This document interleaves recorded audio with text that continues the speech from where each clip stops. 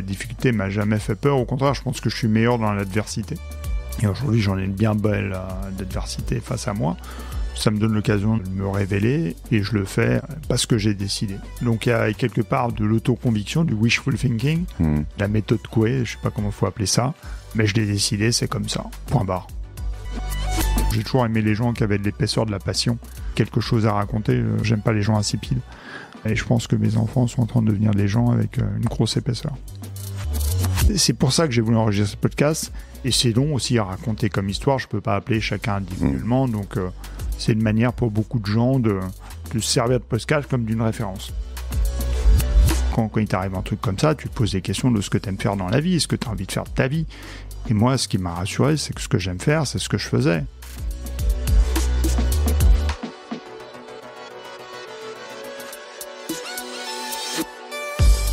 Nous sommes la moyenne des personnes que nous fréquentons.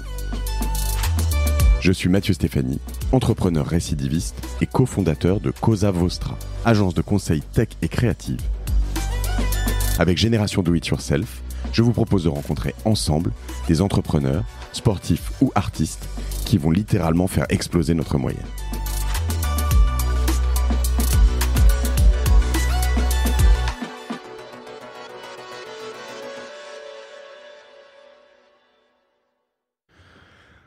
Un invité que je suis ravi de retrouver sur Génération Do It Yourself, pour plein de raisons, parce qu'Olivier, je te l'ai déjà dit, mais bon, on n'est pas devenus potes au sens, voilà, on se partage pas les trucs tous les jours, mais c'était une des plus belles rencontres que j'ai fait sur ce podcast, et je sais qu'avec toi, je suis en confiance, je suis partagé entre un peu d'amitié, d'admiration, de sympathie et surtout de confiance énorme, c'est-à-dire que je sais que sur pas mal de sujets, quand je peux t'appeler et avoir souvent assez facilement accès à toi, une réponse toujours simple, franche et intelligente, donc je suis content de te recevoir une fois de plus. T'es le premier à faire un 3e épisode sur Génération Do It Yourself. Après une telle intro, je rougis, heureusement qu'on a un podcast, ça ne se voit pas. et il se trouve que on va faire un épisode un peu spécial, tu m'as appelé il y a quelques semaines et on a échangé au sujet du sujet du jour qui est à la fois pas un sujet facile, mais aussi un sujet dont je veux parler et donc sur lequel je suis heureux de te recevoir là-dessus et j'admire à la fois ton courage de le faire et la transparence jusqu'au bout dans un sujet que tu vas nous expliquer.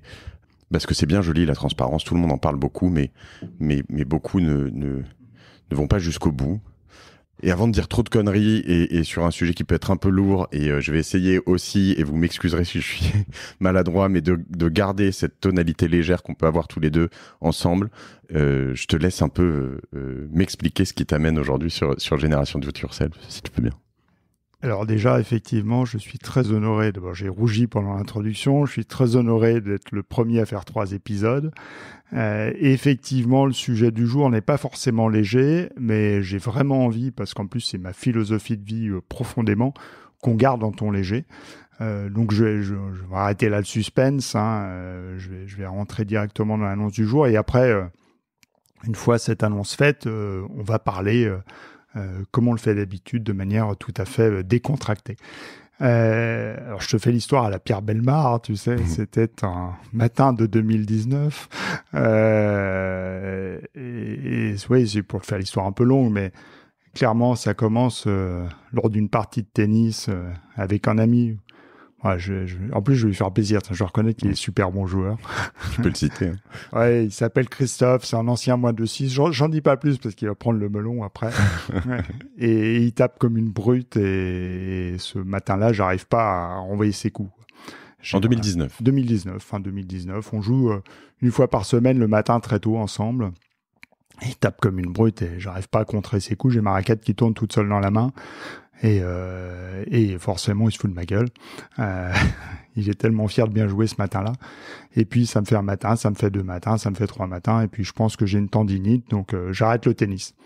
Je me remets au repos. Et puis, pendant le premier confinement, j'arrête le tennis, mais je continue le vélo. Et là, porte d'Aubervilliers, sur une piste cyclable, je roule tout seul, tranquille. Et je comprends pas tellement pourquoi je me fous en l'air. je fais un énorme écart et je me fais vraiment mal, jambes, bras, je me tape la tête contre des fameuses bites en acier là, sur lesquelles tu gardes tes vélos. Je m'en souviens bien. Ouais. Ouais, donc là, je me dis, qu'est-ce qui m'est arrivé? C'est pas possible. Alors, je mets ça à l'époque il y avait un gars de l'Amérique qui était en train de rosser la piste cyclable. Je me dis, je suis rentré sur une patinoire. Bon, bref, j'enchaîne ça. Et puis, ma douleur au bras et à la jambe ne partent pas, même après un petit moment. Et donc, j'essaie de comprendre d'où vient ma douleur bras et jambes. Et donc, je fais toute une série d'examens. J'enchaîne les médecins, ils ne comprennent pas, tous mes examens sont bons.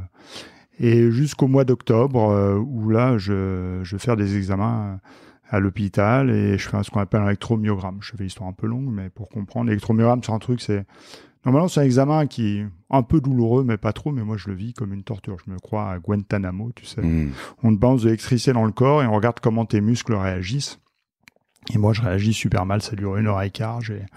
Tu me balances de l'électricité dans le menton, j'ai le pied qui se lève au plafond. Vraiment très, très pénible. Au point où, quand je sors de là, je suis vraiment pas bien. Je rentre dans un IRM. On t'a envoyé faire cet examen parce qu'il y avait quand même quelqu'un qui avait senti des signes de quelque chose, ou c'était juste parce qu'au bout de plein de choses qu'il voyait pas Non, il voulait comprendre.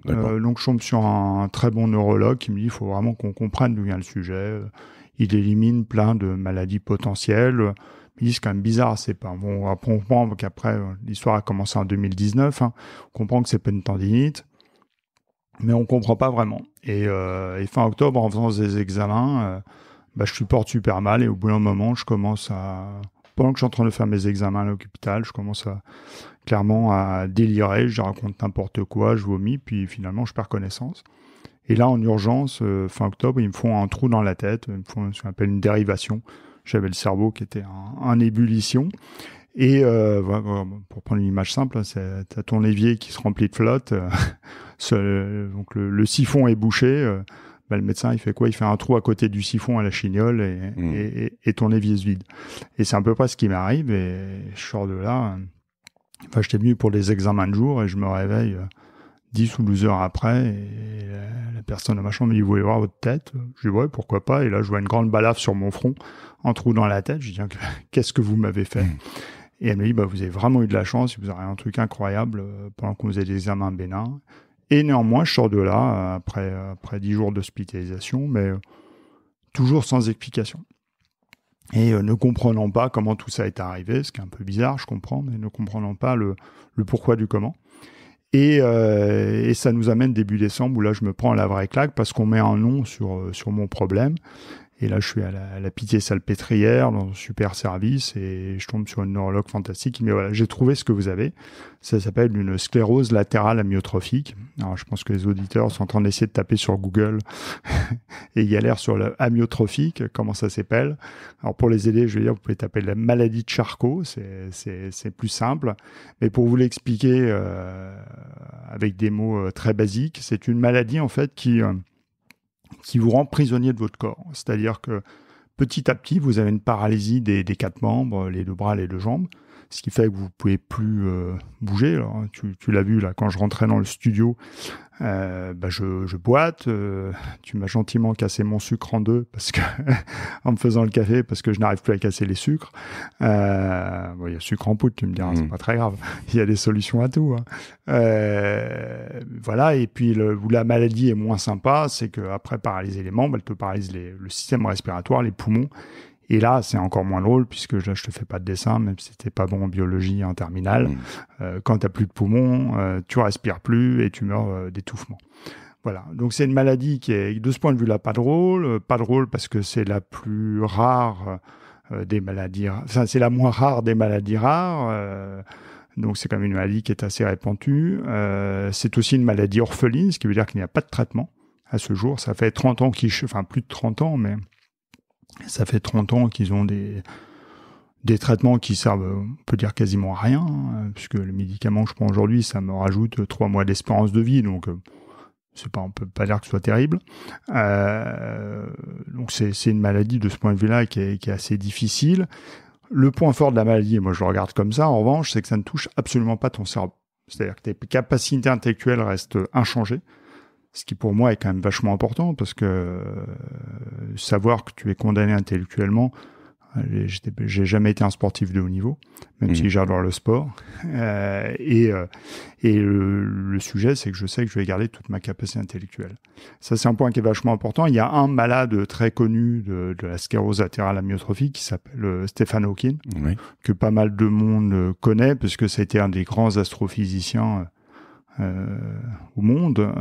Il a même frisé le prix Nobel, preuve que, alors que physiquement, on se rappelle un peu de la chaise roulante, de sa tête, etc. Physiquement, c'était pas ça. Intellectuellement, c'est une machine.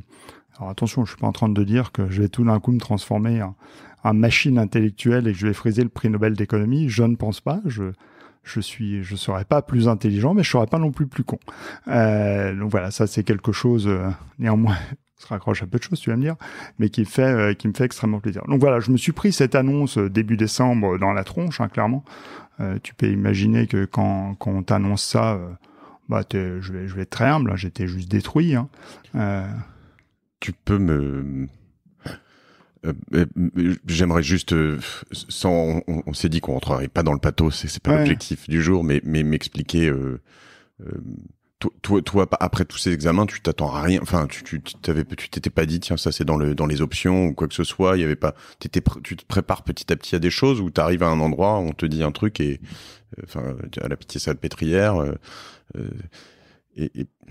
Est-ce que c'est et une autre question, est-ce que c'est dit, j'imagine, avec il y a un moment où les médecins, mon bon père, et je t'expliquerai après, mais qui était en neuro notamment pendant très longtemps, s'est battu pour qu'on fasse attention, qu'on accompagne bien les patients, etc., etc. Est-ce que tu peux m'expliquer un peu comment c'est fait, comment ça se passe dans ta tête, quoi? Alors, c'est vrai que les médecins, de manière générale, sont pas réputés pour leur empathie et je les en blâme pas parce que je pense qu'il faut qu'ils se blindent eux-mêmes, sinon ils peuvent pas absorber toute la misère du monde. Et je pense que quand tu rentres dans un hôpital comme la Pitié, ou n'importe quel hôpital de manière générale, mais la Pitié, c'est une ville dans la ville, tu vois vraiment la misère du monde. Et c'est marrant d'ailleurs, comme tu passes ce rempart de la Pitié, tu sors dans Paris, tu as l'impression qu'il y a les gens heureux et les gens malheureux de l'autre côté du rempart. Donc quand toi tu passes ta journée au milieu des gens qui souffrent, faut te blinder, sinon tu deviens juste fou. Et puis je pense que c'est très très compliqué de toute façon à annoncer à quelqu'un. Tu connais globalement pas la personne, c'est pas parce que tu l'as soigné quelquefois que tu la connais. Comment trouver les mots justes pour le dire, je sais pas. En tout cas, moi, ça m'a fait l'effet d'une bombe. Je vais être très humble. Je suis sorti de là, j'étais comme un enfant. Je pleurais, tout simplement. De manière très humble, tu marches dans la rue et tu pleures. Et puis tu sais pas trop où tu vas. T'étais seul? J'étais seul, oui. J'étais parti. Je sais pas toi, mais moi je vais vraiment chez le médecin à plusieurs. Non, je suis d'accord. Mais... Non, mais je pars pas avec ma bande d'amis chez le médecin. Non, mais tu aurais pu y aller avec ta femme. Non, mais je taquine. Venez les gars, on va boire un coup. Donc non, tu peux pas, les bars sont fermés, je te rappelle. C'est vrai. on est en mars 2021, il y a plus de bars. Donc non, je vais même pas me saouler en sortant de là. D'ailleurs, je bois pas d'alcool. Donc non, je suis. En revanche. Les hôpitaux sont quand même bien faits. Et là, je tombe sur une psychologue extraordinaire, vraiment, je lui rends hommage, qui me prend sous sa coupe et tout de suite, on instaure un dialogue tous les deux, on se parle beaucoup, et elle m'aide de folie. Elle m'aide de folie et elle m'aide à me forger une conviction de vie qui est celle-là aujourd'hui, qui est très simple, c'est-à-dire ma conviction de vie est la suivante. Je vais pas regarder dans le passé l'Olivier que j'ai été, c'est-à-dire, je suis au Savoyard, on a déjà parlé sur des podcasts, j'adore le ski de rando, ça j'oublie. Aujourd'hui, je suis pas capable de courir. Si je monte sur un vélo, je peux tomber parce que je suis hyper émotif au bruit. Les bruits me font peur. Je vais pas non plus me projeter dans le futur parce que là aussi, si tu commences à regarder tout ce qui se passe, tu te fais peur. C'est un peu comme pour le confinement et le virus du Covid. Tu commences à te faire tous les scénarios en tant qu'entrepreneur. Tu penses que ta boîte va mourir 10 fois. Donc non. Tu risques de l'orienter vers la perte aussi, du coup. Ouais. Donc moi, je me concentre dans le présent. Le jour J, je vis le jour J, je profite du jour J, j'aime le jour J. Toi, ce matin, je suis vraiment super heureux, vraiment de venir enregistrer ce podcast avec toi. Je savais que j'allais boire un bon café parce que c'était une machine de fou. et bah, j'ai pas été trompé. Tu m'as fait un super bon café. Voilà, ma journée est belle là. Je me pose pas plus de questions que ça. Vraiment, je vis dans le présent et je me sens paradoxalement incroyablement fort parce que je me suis débarrassé. On a tous nos petites angoisses qui nous pourrissent la vie, les petites choses qui parfois on s'énerve pour les petits trucs, mais rien ne m'énerve aujourd'hui.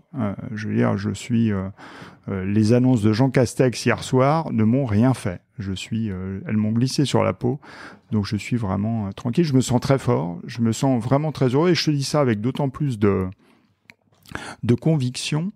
Attends, je vais te laisser poser la question parce que je vois que tu essaies de m'interrompre, tu n'y arrives pas. Non, mais je dis ça avec d'autant plus de conviction que je suis vraiment heureux. J'ai jamais été peut-être quelque part aussi heureux. Je le suis vraiment, et je te dis pas ça quand je vais sortir de ce podcast. Je vais pas aller dans la rue et pleurer. Je suis vraiment heureux et je ne suis pas sous drogue non plus. On m'a proposé le cannabis thérapeutique, on m'a proposé plein d'antidépresseurs. Je ne veux pas, et pour une raison simple, je ne veux pas me punir deux fois. Si je me considère déjà puni une fois. Si je commence à déprimer, je suis puni deux fois. Je dis pas que les gens qui dépriment sont les gens faibles, loin de là. Il y a des cas où malheureusement tu ne peux rien y faire. Dans mon cas précis, je peux y faire quelque chose. Donc j'ai décidé de ne pas déprimer. J'ai décidé d'être heureux. Voilà. Tu l'as vu, je suis très ému. Ouais. Et en fait,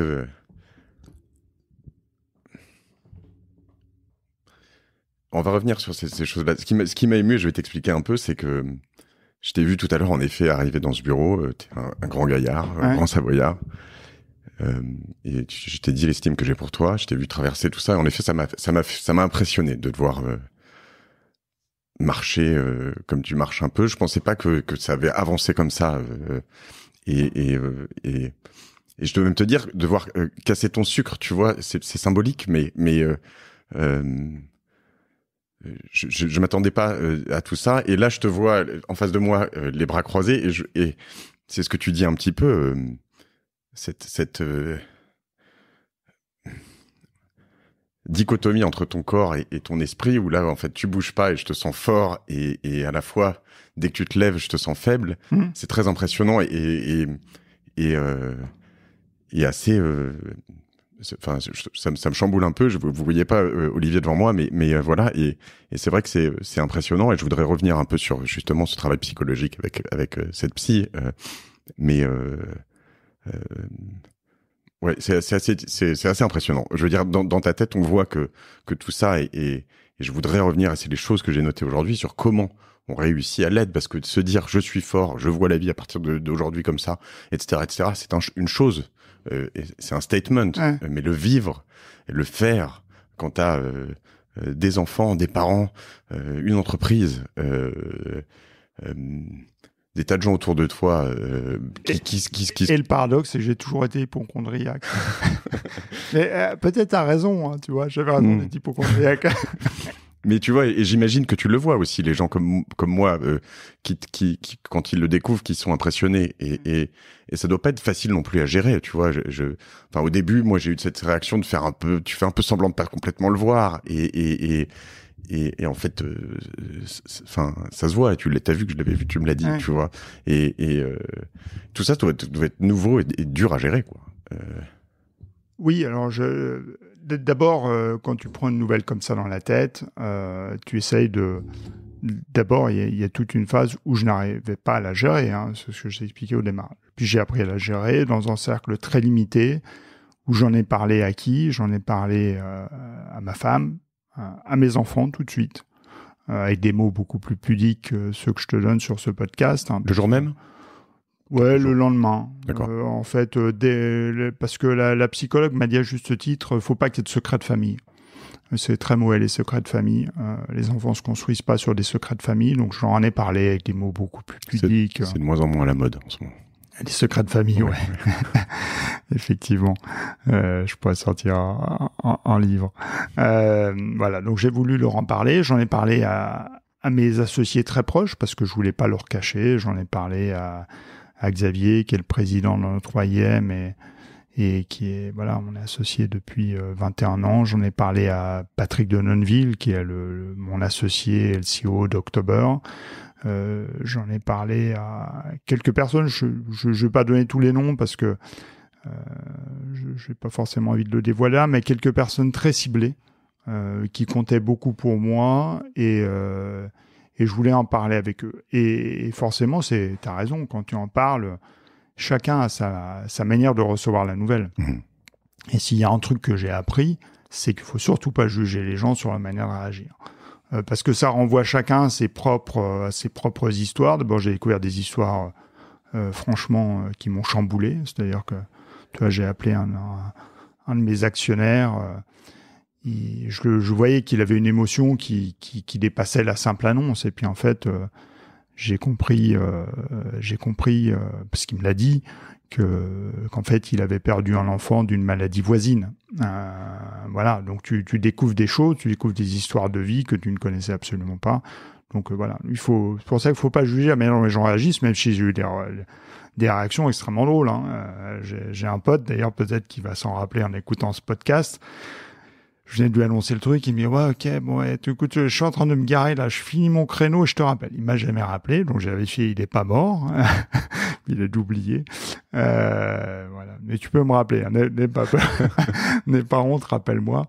Je t'en voudrais pas. Il y a une autre personne qui me dit ça. Oh là, un acte manqué, je pense. Ouais, un acte manqué. Une autre qui me dit, mais moi aussi, j'ai une appendicite. Mais qu'est-ce que j'ai dégusté quand l'appendicite? Voilà, j'ai une autre personne qui m'a proposé de présenter le Téléthon. Ouais, j'ai des réactions très drôles. Mais voilà, je le prends vraiment avec humour. Et puis, faut pas aller plus loin dans le jugement. Sachant qu'on n'a peut-être pas précisé un élément important, c'est que alors on a parlé de Stephen Hawking qui a réussi à vivre très longtemps avec cette maladie, ouais. mais le diagnostic de base est quand même pas aussi optimiste, quoi. Non, clairement, le diagnostic de base c'est 5-6 ans. Et quand on me l'a annoncé la première fois, on m'a plutôt parlé de 2 ans. Donc 2 ans, c'est 2 confinements. C'est long quand c'est un confinement, c'est pas très long quand on reste à vivre. Mais encore une fois, j'ai pas envie de me projeter là-dessus. Je sais pas. Je sais pas. Il y a plein de choses positives. Il y a plein de recherches en ce moment. On pourra parler après sciences de la vie, biotech, etc. Parce que forcément, c'est un sujet qui tout d'un coup me passionne. On pourra en parler. Mais je reviens juste sur ton sujet de communication. Donc, j'ai communiqué par cercle concentrique. C'est-à-dire, j'arrive pas sur ton podcast. En fait, le podcast, c'est la fin d'un chemin. Enfin, ou peut-être pas la fin, mais la dernière étape de communication d'un chemin, puisque ensuite, j'ai communiqué par cercle concentrique. J'ai informé le top management d'October. Et après, j'ai informé l'ensemble des équipes d'October, le board, bien sûr. J'ai appelé tous mes gros clients, pour leur dire voilà ce qui m'arrive. Je veux pas qu'il y ait d'ol. Nous, nos clients, chez les clients, ils ont prêté 100 millions d'euros sur October. Donc, j'ai appelé le CEO du Fonds européen d'investissement. J'ai appelé les responsables de BPI France parce qu'ils sont largement prêteurs. On a fait plein de choses ensemble et on continue d'en faire plein ensemble. Donc, je leur devais, à mon avis, cette transparence. Toi, tu parlais de transparence. C'est une valeur qui est clé chez October. On l'a déjà prouvé dans des moments difficiles dans le passé. On a eu une fraude un moment sur October. On l'a dévoilé, on a expliqué. Diagnostiqué dans les moindres détails. Exactement. Donc voilà, cette valeur de transparence, elle est profondément chez nous. Et là, pour moi, c'est encore une valeur de transparence. Et je dois remercier tous ceux qui le savent déjà aujourd'hui. Ils sont nombreux quand même. C'est leur extraordinaire support. C'est-à-dire que si je commence par parler de l'équipe d'October, mais un support de malade. C'est-à-dire que les équipes sont à fond. Je pense même qu'il y a un effet quelque part galvanisant, comme la fraude d'ailleurs, cette fraude nous a galvanisés dans les équipes, c'est-à-dire elle nous a extraordinairement soudés. Je pense que cette épreuve nous soude. Les équipes savent très bien en plus que la boîte ne repose pas que sur moi, c'est la palissade. Alors c'est vrai qu'on aime bien en termes de com simplifier les choses. Je suis la figure d'October, c'est pour ça que c'est moi qui passe dans tes podcasts, mais c'est pas du tout la réalité de la boîte. Moi, je me considère comme un des chefs d'orchestre, je suis même pas le seul chef d'orchestre. Il y a à minima Patrick en co-chef d'orchestre, mais il y a surtout tous les patrons pays qui sont là pour animer l'entreprise. Et aujourd'hui, l'entreprise tourne très bien sans moi. Oui, on est sur des business quand même basés sur la confiance. Alors après, tu pourras aussi m'expliquer un peu, parce que tu m'as évoqué tes parents, et on leur rendra hommage, je pense, un peu tout à l'heure, si tu veux, mais sur une entreprise comme ça, comme toute entreprise quand même, mais peut-être plus dans la finance, tout est basé sur la confiance. Et en effet, la confiance entre des investisseurs, des clients qui se disent en fait. Donc si en effet tu masques un peu tout ça et tout d'un coup ça tombe sur le coin de la gueule, en fait, c'est compliqué. Et j'ai 1000 fois bien fait de le faire. Je suis convaincu. C'est-à-dire qu'aujourd'hui, j'ai reçu un support de la part de nos gros clients, mais fantastique, et je les en remercie profondément. Il y a des messages, mais pas que des messages, des actions. Aujourd'hui, j'ai repéré une super boîte qui a développé un médicament qui est en phase 1. Il se trouve qu'ils sont financés par BPI. Très, très gentiment, l'équipe de BPI m'a mis en contact avec le directeur scientifique pour que je puisse mieux comprendre les choses, voir si je suis éligible potentiellement à un traitement, un traitement qui est au mode essai, phase 1, c'est encore loin d'être vendu en pharmacie. Voilà, mais extraordinaire le soutien. Et ça, moi, ça me porte, ça me galvanise. Et forcément aussi, on n'a pas encore parlé, mais quand il t'arrive un truc comme ça, tu te poses des questions de ce que tu aimes faire dans la vie, ce que tu as envie de faire de ta vie. Et moi, ce qui m'a rassuré, c'est que ce que j'aime faire, c'est ce que je faisais. C'est-à-dire, moi, j'ai 2 passions dans la vie. C'est ma boîte, mon boulot. Je suis un passionné de ce que je fais. Et puis, j'aime, tu le sais aussi, la photo et la fondation qu'on a montée avec ma femme. Donc, je compte continuer. Photo for Food. Photo for Food, on fait de la pub. Donc, il y a une fondation qui paye des repas aux gens qui n'ont pas les moyens grâce à la vente de photographies. Moi, c'est les 2 choses que je veux continuer de faire. Parce que c'est je fais une pause juste là-dessus, parce que je vais vraiment faire de la pub, pardon, mais c'est aussi une des raisons pour lesquelles, tu sais que j'ai déjà acheté sur Photo for Food. C'est vrai. Et je continuerai à le faire. C'est des œuvres merveilleuses, et tout ce qu'on paye en achetant sur Photo for Food des photos, ça va pas dans la poche du photographe, ça va vraiment pour des repas pour les restos du cœur, notamment, et c'est des super belles photos. Donc en fait, il y a tout le monde qui gagne dans Photo for Food. Donc allez-y. Je sais qu'il y a beaucoup d'auditeurs de Génération Do It Yourself qui sont allés voir. Je sais pas, d'ailleurs, je crois que certains ont acheté. Mais allez-y, parce que si vous aimez un peu la photo, vous allez être servi, mais vous allez vous régaler, quoi. Exactement. Et c'est un engagement fort qu'on porte en famille, avec les enfants, y compris les enfants qui sont passionnés par le sujet. Ma femme a démissionné de son job de directrice financière pour s'occuper à plein temps de la fondation, et on a mis de l'argent pour financer pendant 10 ans tous les frais fixes de la fondation. Donc c'est vraiment quelque chose qui me tient très à cœur. Donc moi, je veux continuer de faire ce que j'aime. J'ai la chance que l'équipe, les actionnaires me soutiennent à 200% dans cette démarche. Donc on va continuer d'aller de l'avant ensemble. Et en plus, moi quelque part, d'abord, si je devais rester à la maison, je me couperais de 80% des gens que j'aime, parce que je travaille avec les gens que j'aime. Donc voilà, j'ai pas envie de rester à la maison à rien faire. La deuxième chose, c'est que je suis porté aussi. On a la chance, après une année 2020 qui a été très très challenging, bon, pour tout le monde, bien évidemment, mais particulièrement quand tu finances des entreprises. Là, on a un news flow de folie. C'est-à-dire qu'on fait, le mois de décembre 2020, on fait le meilleur mois de notre histoire sur octobre. Janvier, c'est 150% de croissance. Février, c'est pareil. Le Q1 2021, ce sera le meilleur de notre histoire, mais dans les proportions de x2, x3. Donc, et en plus, on a fait des progrès dans la technologie qui sont tout simplement incroyables. C'est-à-dire qu'on n'a jamais été aussi proche de notre rêve de départ. Donc moi, tout ça me porte. C'est-à-dire que je suis impatient à la fin de ce podcast de retourner au bureau et d'aller bosser. Et je fais pas ça pour noyer ou oublier quoi que ce soit. C'est juste, je suis porté par le truc.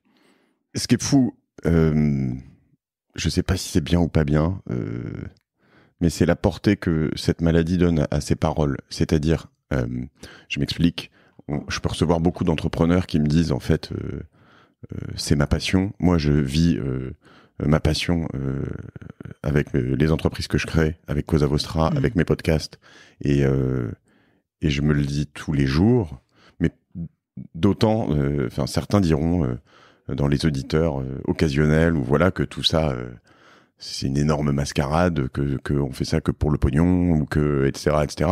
Et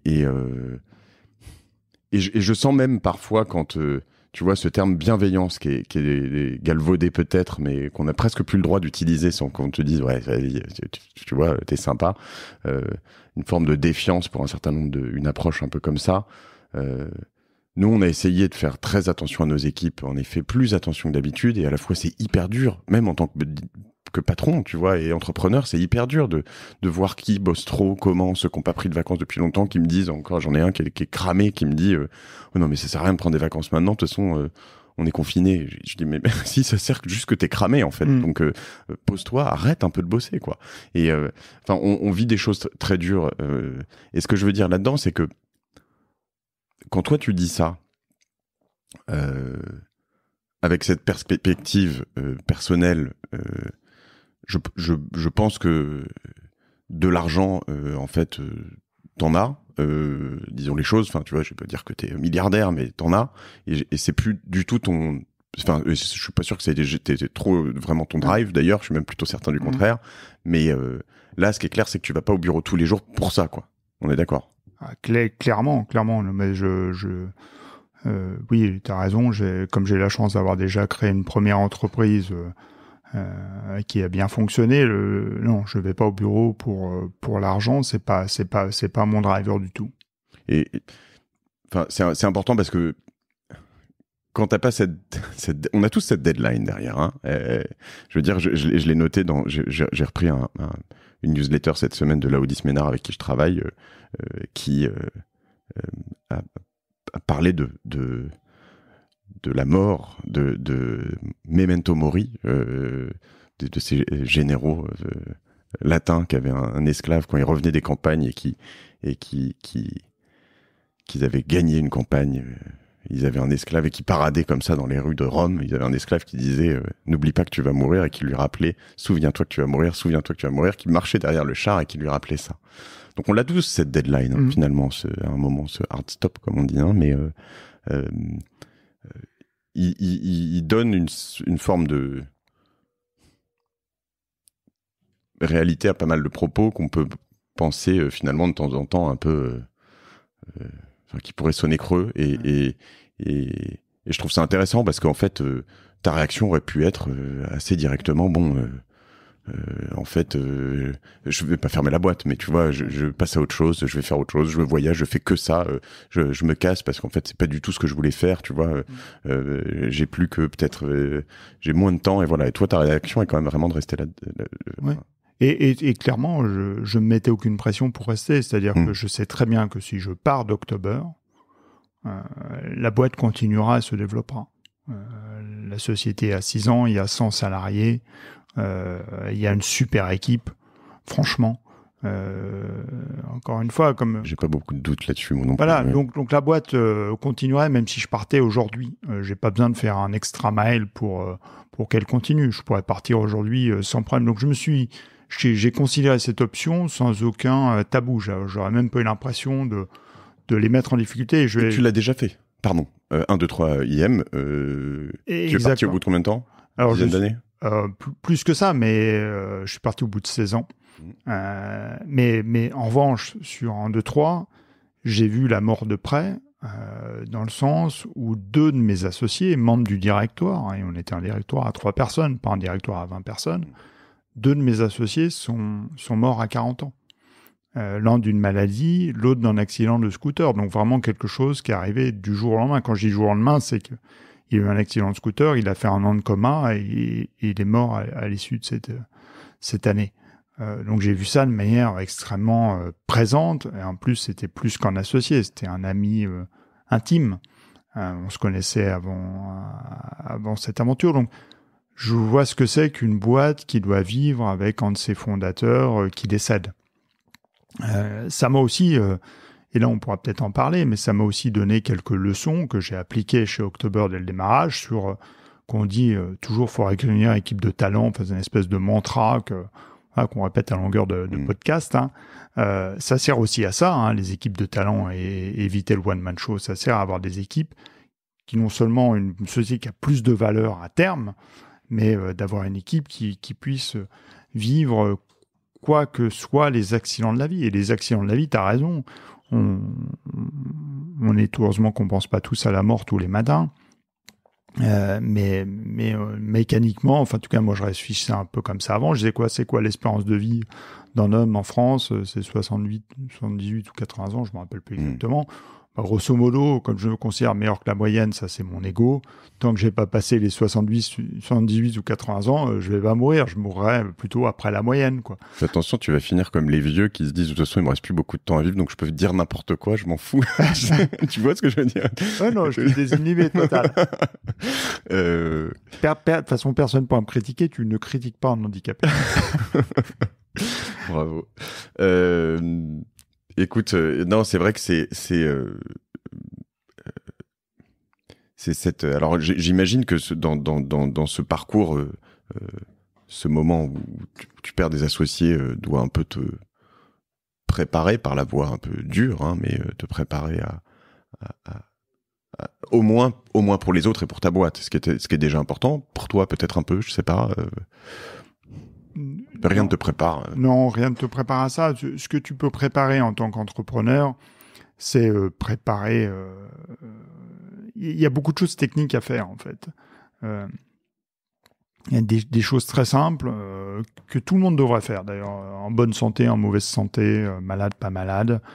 Mais avoir un mandat de protection future, avoir un testament écrit, prévoir le fait que les choses ne soient pas bloquées en cas d'accident, de décès. On peut tous demain, malheureusement, avoir un AVC, un accident de scooter, de vélo, mais faire que les choses ne soient pas bloquées. Ça, moi, je l'ai vécu avec mon associé Richard quand il est décédé. On s'est retrouvé dans des situations vraiment complexes. Il avait des enfants mineurs, comme moi aujourd'hui d'ailleurs. Là, tu te retrouves avec un juge des tutelles, des sociétés qui sont compliquées. C'est-à-dire que ces enfants mineurs deviennent actionnaires potentiellement importants d'une société importante. Ce qui a été le cas, ce qui est toujours le cas, ils le sont encore aujourd'hui. On est ravis de les avoir au capital, mais c'est pas le problème qu'ils soient actionnaires. Le problème, c'est que dès que tu dois prendre une décision, faut que les enfants y participent. Et comme ils sont mineurs, ils ne peuvent pas participer. Leur maman ne peut pas participer non plus. Donc, il faut que ce soit... Parce que la maman ne peut pas prendre des décisions pour les enfants dans ce cas-là. Il faut que ça passe par un juge des tutelles. Sauf si tu t'es organisé à l'avance. Sauf si tu as eu un testament ou un mandat de protection future. Le mandat de protection future te protégeant surtout dans des cas où tu es pas à même de décider. Par exemple, typiquement, le coma, l'incapacité d'exprimer oralement ou autre. Et ça, il faut savoir que ça ne coûte rien. C'est un testament et un mandat de protection future, ça coûte quelques centaines d'euros. On ne parle pas d'un investissement de taré. Il faut que ce soit bien écrit par un très bon notaire, très bon fiscaliste, mais ça ne coûte rien. Moi, ça c'est fait. C'est-à-dire que si demain il m'arrive quoi que ce soit, il n'y a pas une seule chose qui sera bloquée dans la gouvernance d'October ou dans le 3. On se passera totalement dans le juge des tutelles, qui est un truc inefficace.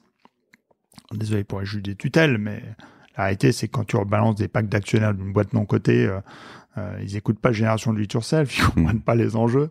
Et puis, quand bien même ils voudraient essayer de les comprendre, ça prend trop de temps. Ça prend trop de temps. Puis les délais de la justice ne sont pas les délais d'une boîte. Donc ça, c'est pas possible. Et ça, malheureusement, peu de monde le fait. Voilà. Là, à mon avis, j'ai ton prochain sponsor pour l'expédition. Tu vas aller voir l'Ordre national des notaires. Et c'est le sponsor de ton prochain épisode. Il y a peut-être une boîte qui, ils vont me contacter, hein, t'inquiète, mais qui fait ça, le testament rapide en ligne. Alors, j'adore la tech peut faire plein de choses, mais c'est pas rapide d'écrire un testament. Non, mais je train de présenter là-dessus, je pense que c'est un... Et c'est aussi un des objectifs de cet épisode, affronter la mort, quoi. Et je veux dire que ce soit au niveau personnel, c'est des choses qu'on repousse. Moi, je dis juste, quand je t'écoute, je me dis juste quand je sors de cet enregistrement, je dois écrire à mon notaire, lui dire, écoute, il faut qu'on prenne rendez-vous pour parler de ça, en fait, parce que tu vois, je suis majoritaire dans ma boîte. Enfin, t'imagines le bordel.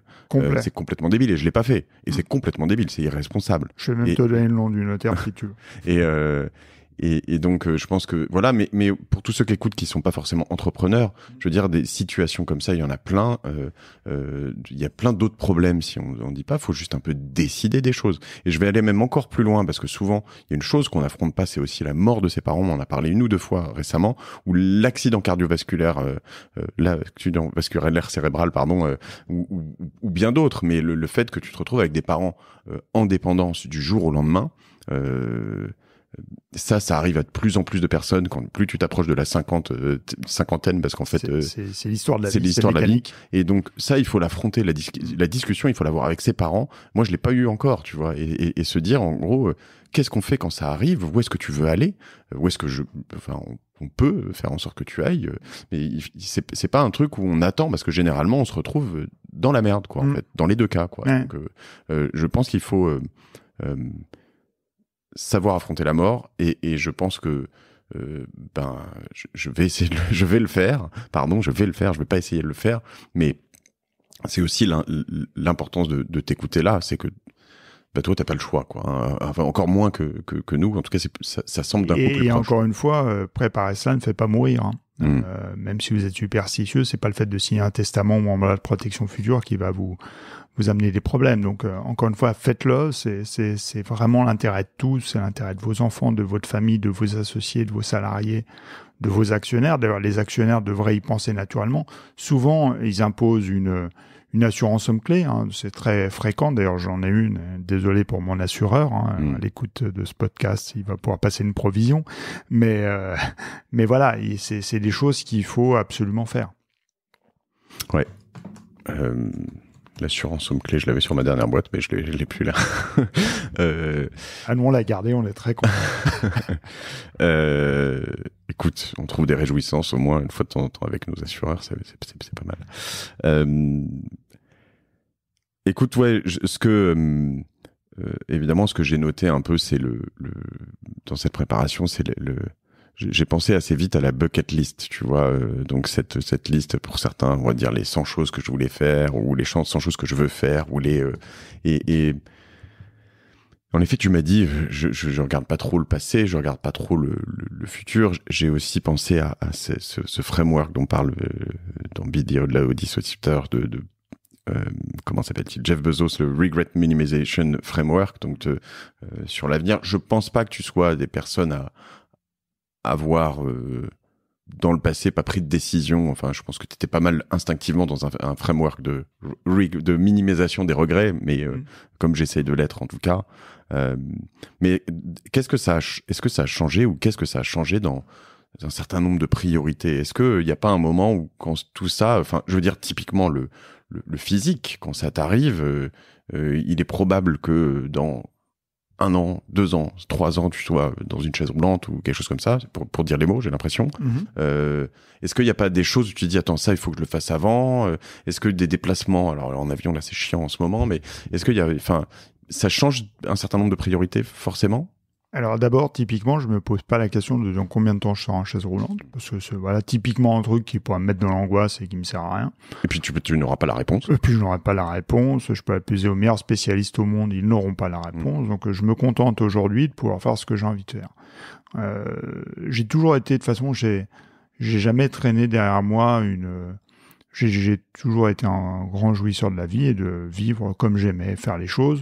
Donc j'ai pas une wish list de fou à faire. Et puis tu vois le fait, on en avait parlé rapidement, de faire un saut en parachute, de faire je sais pas quoi. Bah ça c'est la vie pour Instagram. C'est pas. Enfin moi je pense que c'est pas. J'ai fait des sauts en parachute avant Instagram. Honnêtement, j'ai kiffé quand même. J'en ai fait aussi, mais tu vois ce que je veux dire. Je l'ai fait le saut en parachute. Voilà, en l'occurrence. C'est plus dans ta bucket list. C'est plus dans ma bucket list, mais c'est pas ça. Le plaisir que j'ai aujourd'hui sont des plaisirs extrêmement simples. Juste le fait de prendre un café. Ce matin, c'est les 12 ans de mon fils.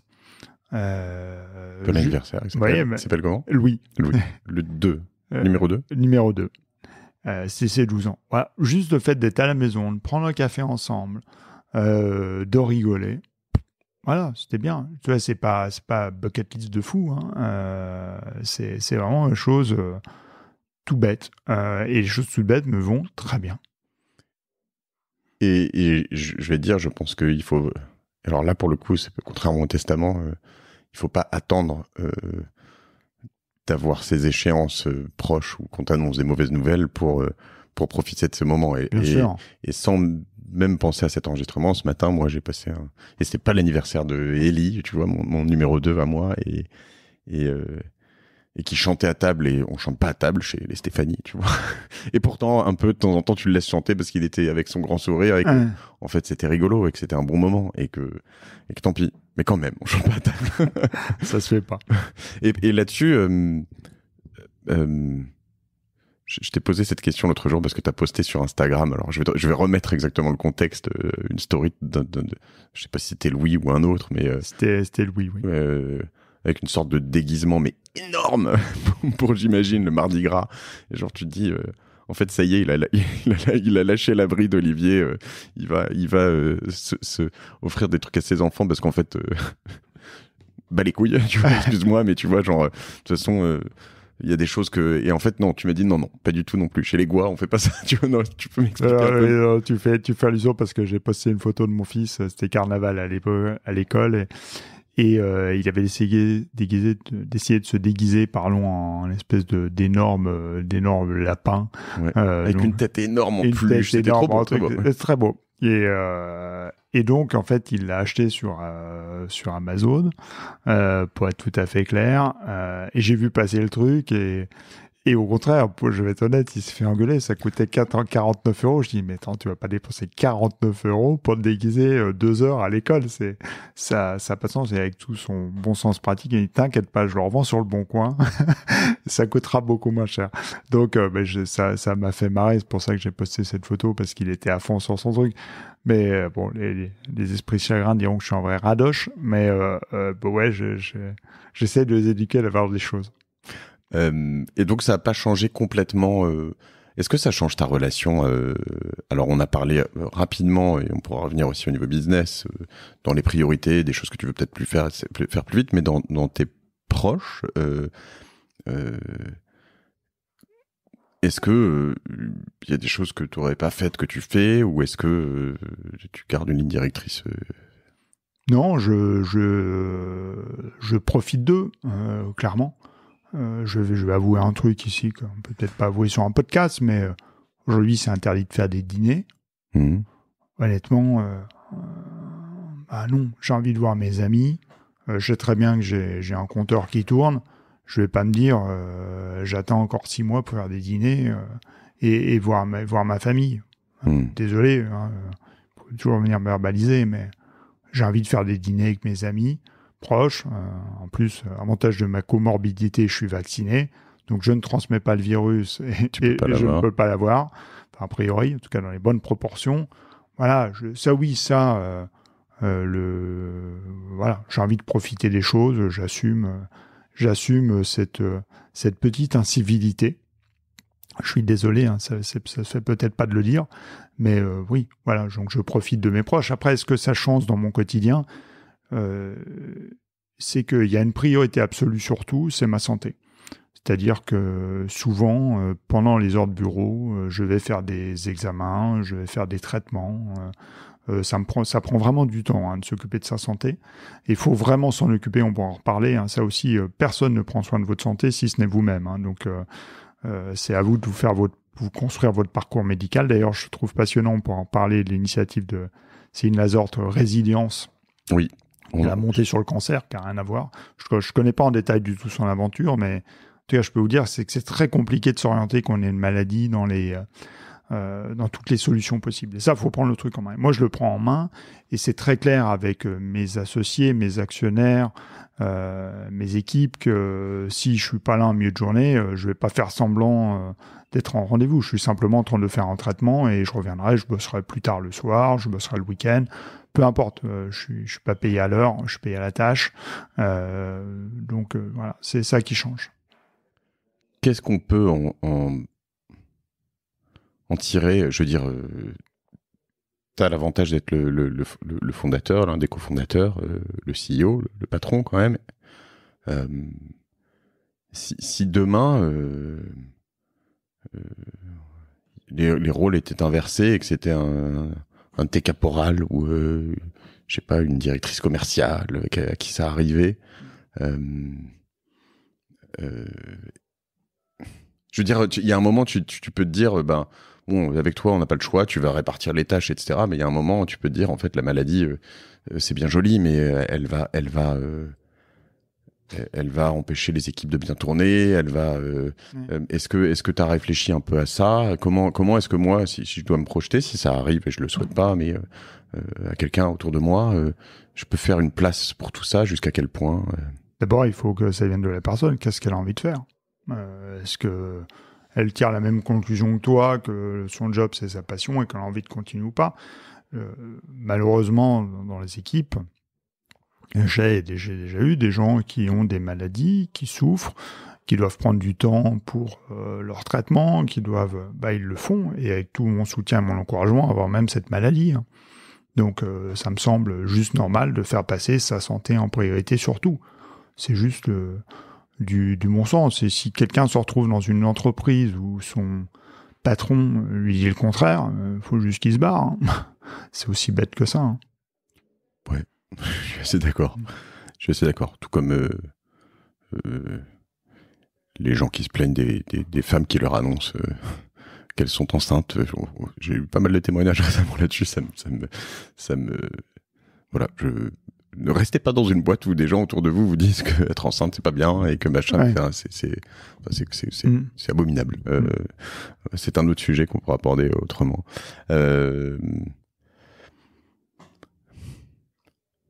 Si j'avais eu l'opportunité de te prévenir il y a 3, 5 ou 10 ans, avec un peu d'avance et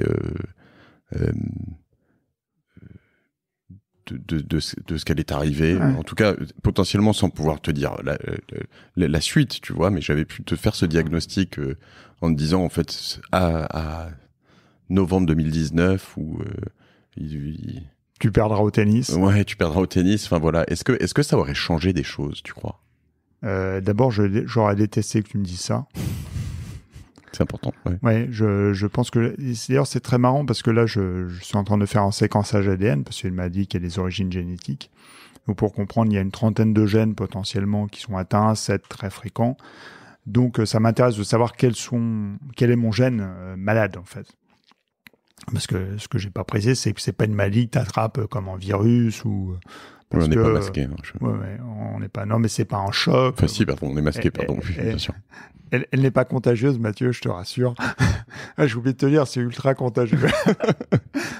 Pardon, voilà, on arrive à s'en marrer, c'est super, bravo. Donc voilà, mais tout ça pour dire, je sais plus ce que je dis à force de raconter des. Non, je te demandais si tu avais été prévenu en avance. Non, prévenu en avance, non. Donc oui, donc je vais faire un séquençage ADN. Séquençage ADN, pourquoi je le fais maintenant? C'est parce qu'il va me permettre, en fait, comme il y a beaucoup de traitements, et d'ailleurs je fais la pub d'un site qui est fantastique, qui s'appelle clinicaltrial.org. C'est un site en fait qui permet de recenser toutes les études qui se mènent dans le monde entier sur une maladie donnée. C'est extraordinaire, c'est un quasiment inconnu site, je le dois à ma belle-sœur qui bosse aussi pharmaceutique d'avoir découvert ce site. C'est un design des années 80.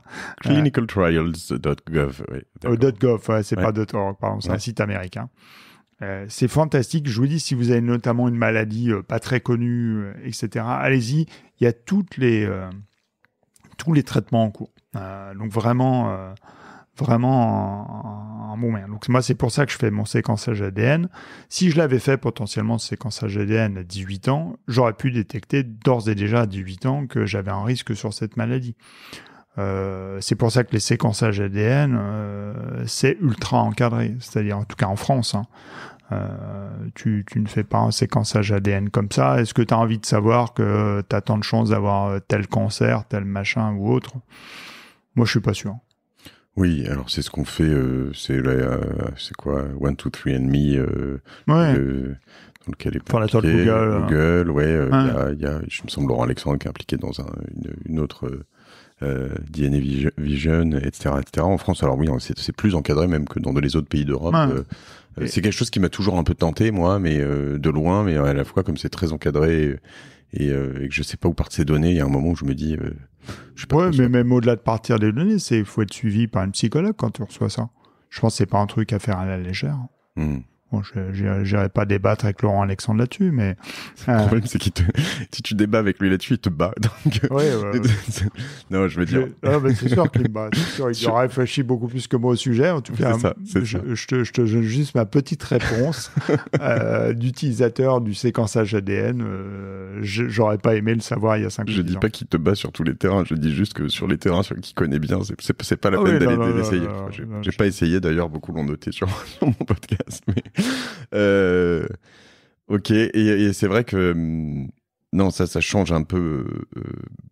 En effet, c'est des choses que je regarde de loin. J'ai perdu le fil aussi à mon tour, mais je te demandais ce que ça aurait changé, et tu me dis surtout que tu aurais bien aimé ne pas le savoir. On a parlé un petit peu de ta psychologue. Moi, ce qui m'impressionne, c'est que en fait, ce chemin, ou en tout cas ce statut dans lequel tu es aujourd'hui, qui est de dire j'essaye de pas penser à Olivier que j'étais, ce que j'ai fait, et pas forcément trop loin au futur, et de vivre dans le présent. C'est facile à dire, mais j'ai l'impression qu'il y a des gens qui arrivent à le vivre très bien, des gens qui arrivent à le vivre moins bien. Comment moi, je crois beaucoup à, tu vois, une sorte de d'auto,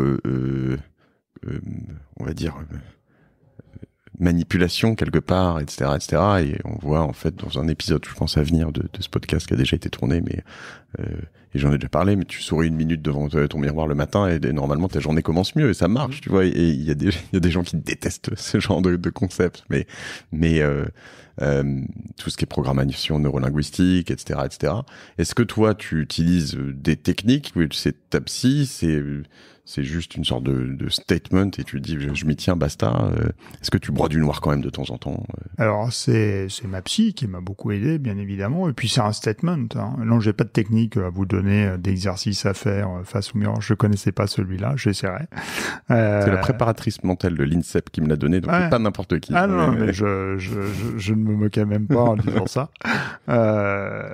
Non, il n'y a pas de, j'ai pas de recette. Après. Je pense que globalement, je suis quelqu'un qui aime bien l'adversité. C'est une de mes caractéristiques en tant qu'entrepreneur. La difficulté m'a jamais fait peur. Au contraire, je pense que je suis meilleur dans l'adversité. Et aujourd'hui, j'en ai une bien belle d'adversité face à moi. Donc voilà, ça me donne l'occasion de me révéler et je le fais parce que j'ai décidé. Donc il y a quelque part de l'auto-conviction, du wishful thinking, de la méthode Coué, je sais pas comment il faut appeler ça, mais je l'ai décidé, c'est comme ça, point barre. Et encore une fois, c'est d'autant plus simple que j'ai ça qui va pas, mais j'ai tout le reste qui va bien. C'est-à-dire, je suis porté par, je rends hommage à ma femme, qui est extraordinaire. Tu vois, ça aussi, c'est un truc qui est vachement important. C'est-à-dire que si j'étais en train de me disputer au quotidien avec ma femme avant la maladie, si j'étais divorcé, qu'un divorce qui se passe mal, des enfants compliqués, c'est pas le cas. J'ai la chance d'être porté par la famille de manière extraordinaire, d'être porté par mes associés, mes amis, mes collègues. Donc voilà, quand t'es porté par tout ça et qu'en plus ça se passe bien au bureau, c'est-à-dire que là sur October, ce qu'on fait en ce moment, c'est extraordinaire. C'est-à-dire que on avait rêvé October dans une démarche d'automatisation du scoring de crédit qui n'était pas le cas au début. On était parti sur un mode très manuel et t'as pas le choix d'ailleurs. Quand tu commences à scorer des PME, t'es obligé d'être manuel parce que tu connais pas ta population. Il faut apprendre aussi par l'erreur. Il faut avoir des défauts. C'est pas un truc que tu n'inventes pas un algorithme et puis t'as pas de l'intelligence artificielle comme ça qui tombe du ciel et il fait du scoring. Il faut apprendre. Je veux juste pour un point, pardon. Retiens où t'en es. Tu vois où tu en es. Tu le gardes. Je le garde. Juste, on en parle avec notamment Geoffroy Guigou sur United Crédit. On en a parlé avec toi par le passé. On en a parlé avec Finfrog aussi, etc. Le scoring de crédit, c'est juste être capable de dire je vais prêter de l'argent à quelqu'un, ce qui est le métier d'October, en l'occurrence. et d'avoir une techno qui te permet. Alors avant, c'était un banquier avec des grilles à remplir, etc., etc.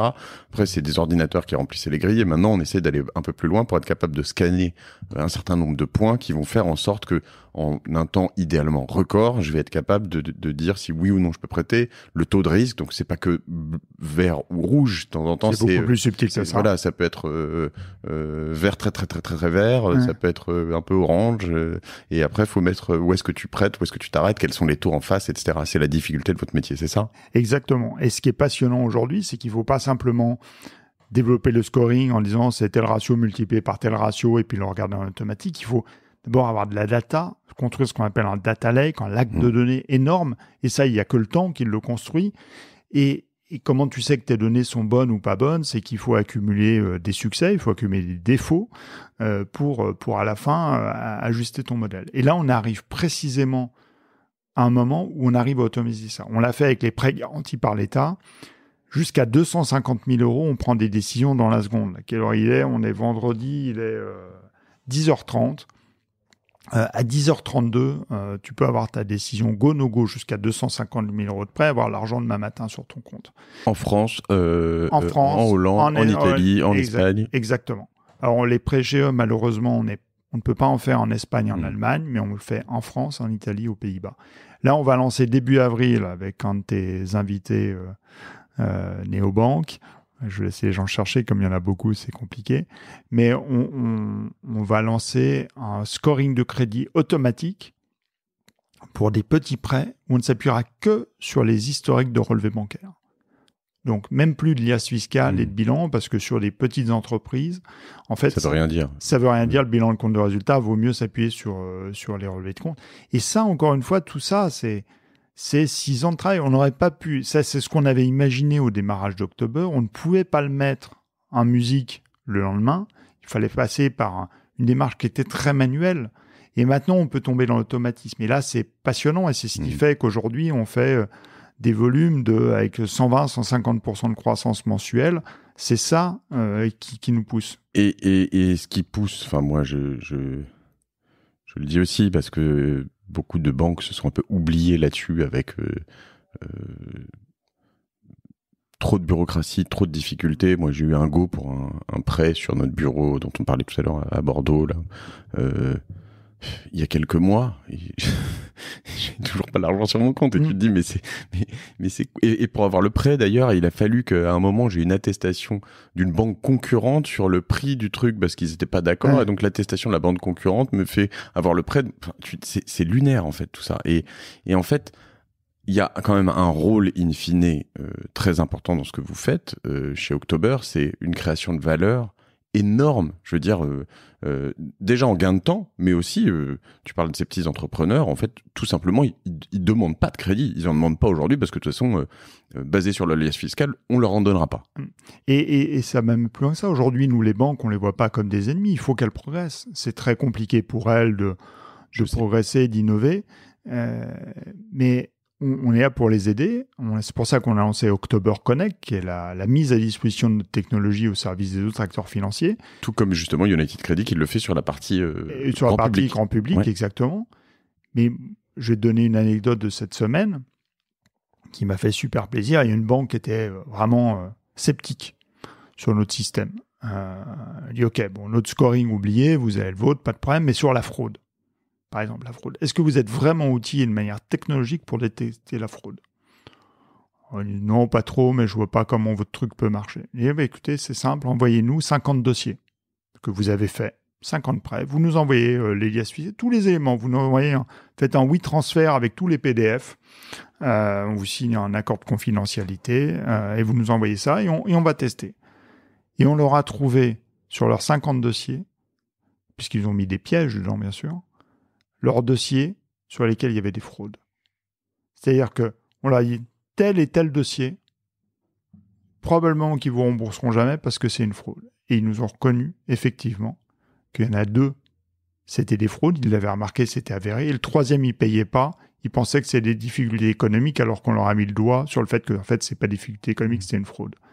Et là, ils ont compris, en fait, que, voilà, les méthodes anciennes ne pouvaient plus fonctionner. Alors après, qui passe du 50 dossiers aux 100 000 ou 200 000 dossiers qu'ils traitent globalement, ça va demander un peu de travail parce que là, on va rentrer dans un jeu politique, dans un jeu de prise de décision, dans le poids de l'organisation de la legacy qui va être compliqué. Mais moi, ce qui me porte aujourd'hui, c'est qu'on sent que c'est la bonne direction, c'est là où on va aller. Et voilà, stay tuned, comme on dit, parce que je pense qu'en 2021, on va faire quelques annonces très sympathiques sur l'utilisation de la tech au service du crédit. Et pour reprendre ce que tu as dit, parce que tu défends les banques et tu as raison. Enfin, je veux dire, ce sont des acteurs sur lesquels je me repose en effet sur des investissements, sur pas mal de choses et historiques. En fait, ce que je regrette un petit peu, c'est que, et je pense il y a une prise de conscience qui doit être faite. On part un peu dans un épisode plus tradit peut-être, mais c'était aussi le but. Mais c'est que à un moment, il y a eu une forme d'automatisation poussée à l'extrême dans une banque qui a un avantage potentiel qui est l'humain, parce que c'est leur avantage, c'est le tissu, c'est l'accompagnement sur les territoires, mais pas que, aussi, pouvoir avoir quelqu'un avec qui on parle, etc., etc.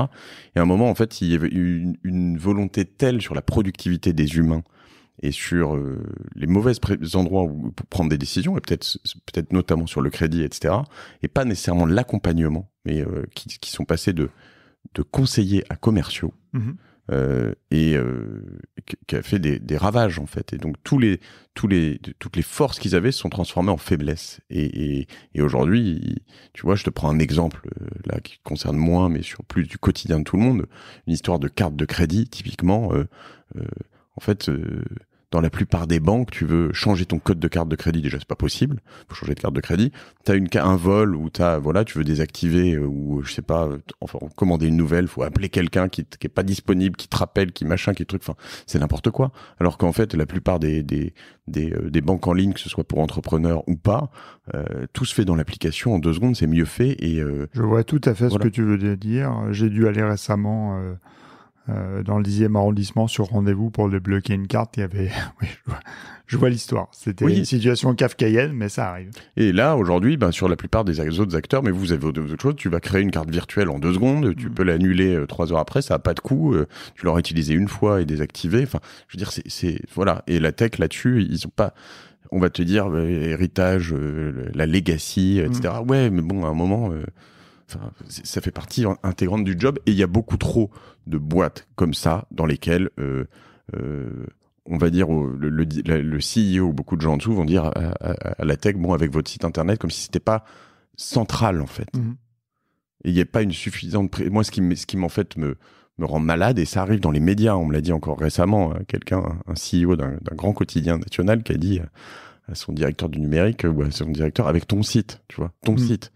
Non, c'est là où tout le monde va aujourd'hui, tu vois, et c'est là où, voilà, donc c'est ça qui m'agace, c'est un peu dans certains dinosaures, c'est moi, ça ne m'agace pas, c'est notre opportunité de marché. Oui, exactement, t'as raison, mais moi, ce qui m'agace, c'est en étant de l'autre côté, en client de temps en temps, et t'as raison, c'est la mienne aussi, puisque nous, on accompagne plein de boîtes à faire ça. C'est ton métier. C'est mon métier, mais voilà, je me bats contre les gens qui veulent pas prendre conscience de tout ça, voilà.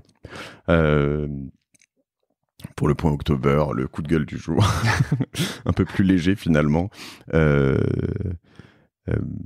Voilà. On a dit en préparant cet épisode qu'on faisait ça avec aussi un objectif de se dire aussi. Alors potentiellement double, c'est que tu me disais notamment que tu aurais pu écrire là-dessus, mais tu n'aurais pas pu aller au bout des choses et expliquer un peu tous ces éléments, aussi de réassurance pour pas mal de gens autour de toi, au perso, en pro, etc.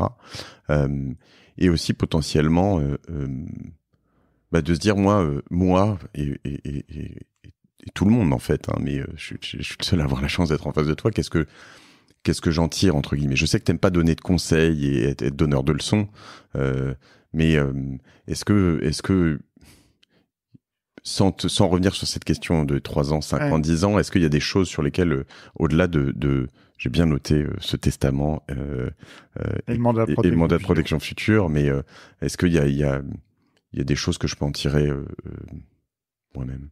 Alors déjà, je te remercie effectivement parce que pour expliquer pourquoi je t'ai appelé, effectivement, je te remercie d'avoir dit oui, c'est que effectivement, j'ai communiqué par cercle concentrique, en commençant bien sûr par ma femme et mes enfants, mes associés proches, etc. J'ai expliqué la démarche. Et maintenant, je voulais qu'il y ait en fait une marque forte, transparente, où je puisse porter le message avec ma voix. Comme je n'aurais pas pu le faire, je pense à l'écrit, sans écrire un post qui faisait effectivement 250 pages. Donc c'est pour ça que j'ai voulu enregistrer ce podcast. Et c'est long aussi à raconter comme histoire. Je peux pas appeler chacun individuellement. Donc c'est une manière pour beaucoup de gens de se servir de podcast comme d'une référence. Encore une fois, ce qui compte là, c'est que je voulais aussi maîtriser la communication, éviter les rumeurs, les mauvaises interprétations, quelqu'un qui me croiserait dans le métro en train d'avoir de la peine à descendre les escaliers, il dirait tiens, qu'est-ce qui lui arrive? Oh, c'est un AVC, il a plus toute sa tête, je sais pas quoi. Non, voilà, j'ai une maladie physique, mon mental n'est pas touché, et comme disent les Anglais, j'ai une expression que j'aime beaucoup, c'est don't judge a book by its cover. Donc on ne juge pas un livre sur sa couverture. Je voudrais que ça s'applique à moi, donc s'il vous plaît, ne me jugez pas sur mon aspect physique, jugez-moi sur ce que je raconte. Et comme je l'ai encore dit aux équipes pour les détendre, vous avez le droit de ne pas être d'accord avec moi. Je voulais pas avoir une sympathie naturelle parce que je suis handicapé. Donc je vais le devenir de manière plus forte. Vous avez le droit de pas être d'accord. Vous avez le droit de vous contredire. Vous avez devoir, même moi presque. Ouais, un devoir. Vous avez le droit de m'engueuler, pas gratuitement s'il vous plaît. Je pense pas qu'il l'ait jamais fait. D'ailleurs, ils ont toujours été constructifs dans les remarques. Mais voilà, on a le droit de. Et puis surtout, on a le droit de rire ensemble. Ça, c'est le point sur lequel j'insiste le plus. Quand j'ai annoncé ça à l'équipe, alors on est 100 et on est sur 5 pays, donc j'ai pas eu d'autre choix que de le faire en grand zoom. Quand je suis sorti du bureau à Paris, moi j'ai fait l'annonce, j'étais dans mon bureau, je suis passé dans les open space, tout le monde regardait ses chaussures, personne ne vous aime franchement me regarder parce que les gens étaient gênés. Et je leur ai fait 2-3 petites blagues pour détendre l'atmosphère. Mais c'était le seul moyen. Surtout, on va pas arrêter de rigoler. J'ai organisé un tirage au sort de ma place de vélo, de parking de vélo. Voilà, il faut y aller, quoi. Il faut surtout, j'ai pas envie que les gens en fait soient de bonne humeur, puis quand ils sont face à moi, d'un coup ils deviennent sérieux parce que tiens mince, là ça devient un sujet. Donc voilà, donc ça c'est le point. Voilà pourquoi je t'ai demandé de. Je voyais pas d'autres endroits en fait où le faire. J'aurais été un peu un mal de trouver un autre média et le tien en particulier. Après, je voulais pas non plus. J'espère que ce sera ce que les gens retiendront de cet épisode. Mon petit cas particulier n'a aucun intérêt non plus. Enfin, il a un intérêt pour les gens qui sont mes amis, qui me connaissent bien. Mais pour la plupart de tes auditeurs qui ne me connaissent pas, mon cas particulier n'a aucun intérêt. Donc, là aussi, j'espère que dans cet épisode, il faut retenir les leçons et peut-être que ça pousse les uns et les autres à se poser des questions pour eux-mêmes. Et les petites recettes, effectivement, je déteste, d'ailleurs je le fais pas du tout, je n'écris pas j'aime pas les livres de recettes entrepreneuriales. On a beaucoup échangé en off sur les donneurs de leçons. Non, mais voilà, j'aime pas faire ça d'abord parce que je ne crois pas aux leçons qui se répliquent, il n'y a pas de recette ultime. Et puis peut-être que je le ferais si j'étais le meilleur entrepreneur au monde, ce que je ne suis pas. Donc voilà, je m'estime en plus doublement illégitime pour le faire. Après, il y a des petites recettes qu'on a partagées, effectivement, les recettes purement techniques, les recettes aussi d'oser aller voir, demander de l'aide. Je prends l'exemple du psychologue, c'est un très bon exemple. Je suis quelqu'un qui se considère comme fort, donc pour moi, aller voir un psychologue avant cet accident, pas besoin. Presque aveu de faiblesse. Ouais, presque aveu de faiblesse. Bon Savoyard, moi je suis fort dans ma tête. Si j'ai des problèmes, je me les pose à moi-même et je me les résous tout seul. Et là, quand j'étais à l'hôpital sur mon lit, le médecin vient me voir et me dit « Est-ce que vous voulez voir la psychologue ?» Et là, je dis oui. J'ai envie d'être curieux. Je dis oui, je viens. Et là, j'ai vu une femme mais extraordinaire. C'est-à-dire que elle est venue, elle m'a posé quelques questions, elle a mis le doigt tout de suite sur les choses clés. Fantastique. Et là, il faut tout simplement reconnaître quelqu'un qui, et c'est là où on s'aperçoit qu'on n'est pas des cas uniques, hein, qui a déjà accompagné 500, 1000 personnes qui vivent la même chose que moi, forcément, elle sait te dire les choses et elle te donne des vrais bons conseils. Tout simplement. Il y a des gens qui savent parce qu'ils ont pratiqué. Donc, ce serait dommage de me priver de l'expérience des autres. Et c'est exactement ça, une psychologue. C'est une personne qui sait te partager l'expérience des autres et qui sait te dire les choses. Première question que je lui ai posée, psychologue, je dis comment je dois l'annoncer à ma femme, à mes enfants, à mes associés, au travail. Première chose qu'elle dit, vous en parlez à votre famille, ce que je t'ai dit tout à l'heure, vous en parlez à vos enfants, pas de secret de famille. Elle dit au travail, n'en parlez pas tout de suite, vous n'êtes pas mûr. Et je lui dis, première question suivante pour moi, c'est quand est-ce que je serai mûr?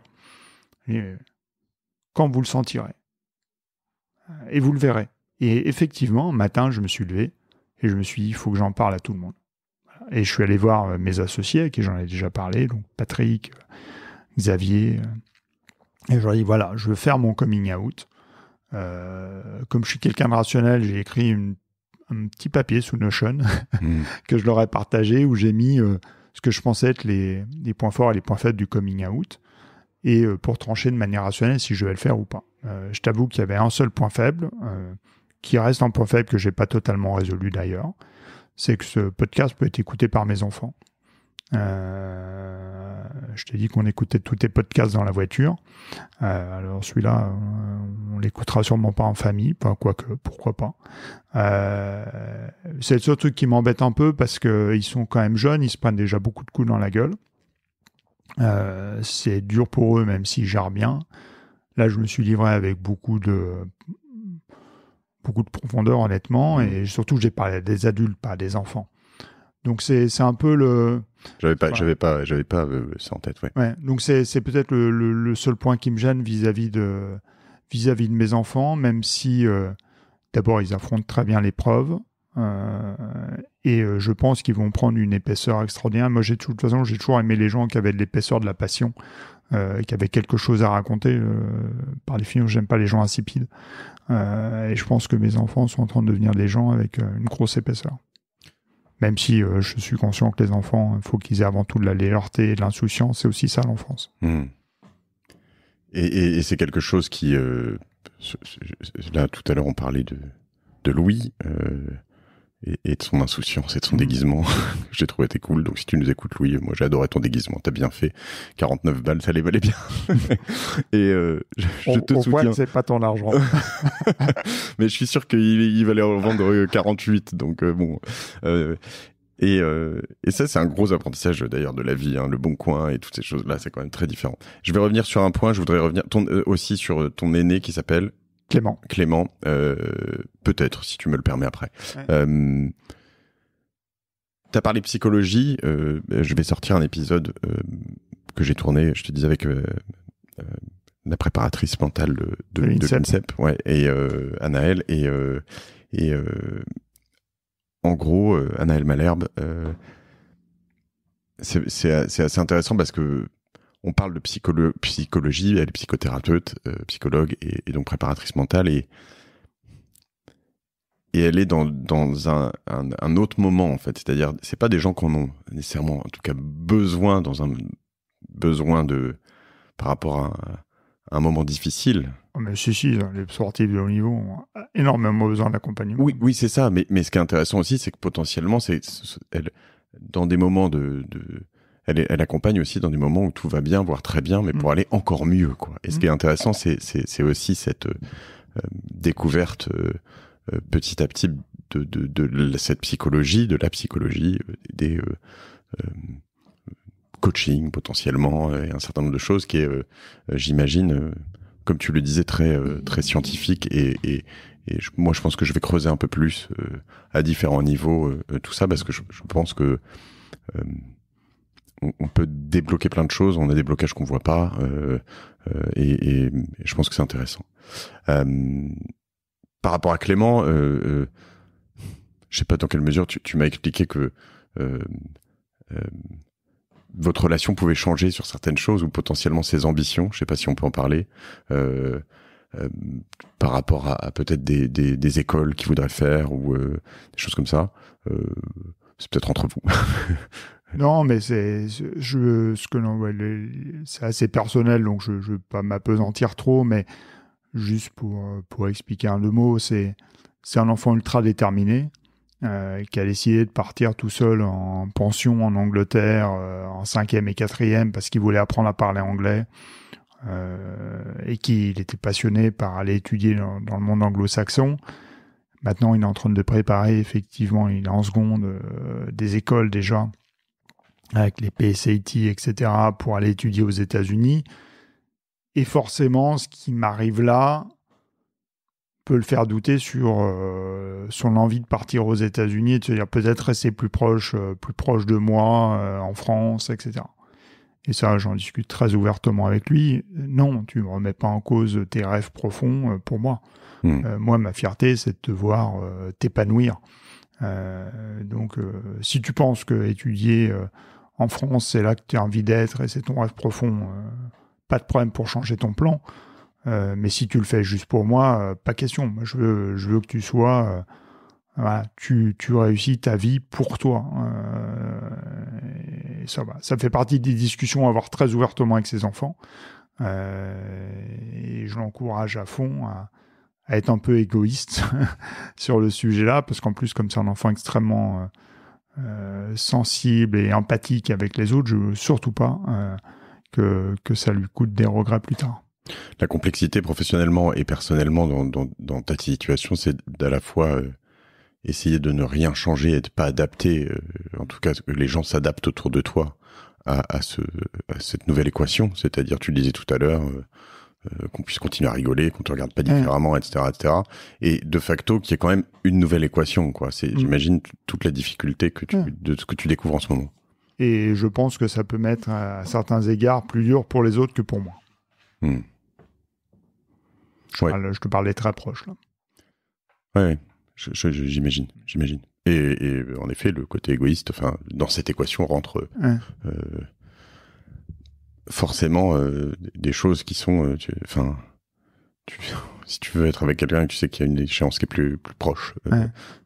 Et moi, mon souhait profond, c'est de ne pas être un boulet pour les autres. Et ça, je le dis très ouvertement aux équipes d'October, à mes associés. Je veux contribuer, je suis là, je suis avec vous.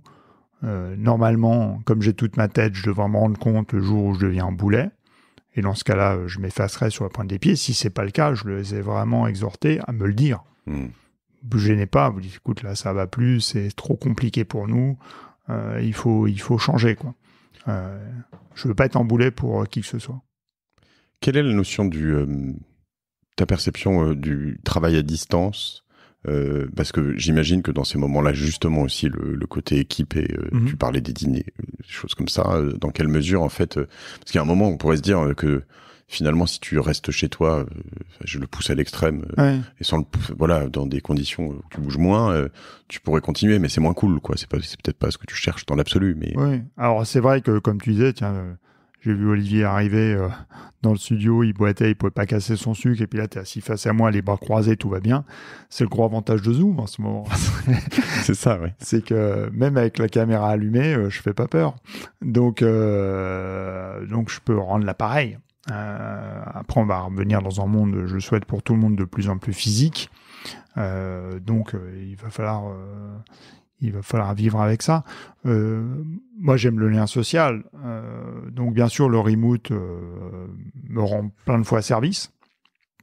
Ça me permet de faire plein de choses à distance. Me rend encore plus service à l'avenir. Je voyageais beaucoup dans nos différents bureaux, Madrid, Milan, Amsterdam, Munich. Oui, probablement que ça deviendra plus compliqué. Donc, là aussi, on a montré qu'on pouvait très bien le gérer à distance. Donc, je ferai sûrement plus de distanciel que le voyage que j'ai fait dans le passé.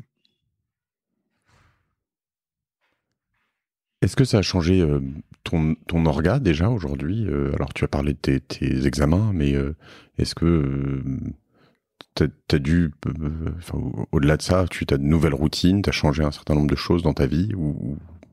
Oui, je fais beaucoup de... D'abord, je me suis mis au yoga, chose que je n'avais jamais fait non plus avant. Je remercie ma prof de yoga au passage, parce qu'elle est le pire élève de Paris, je pense. qui devrait pas beaucoup s'améliorer, du coup, en plus, paradoxalement. C'est ce que je disais, c'est quand même triste. Plus je m'entraîne, moins bon je deviens.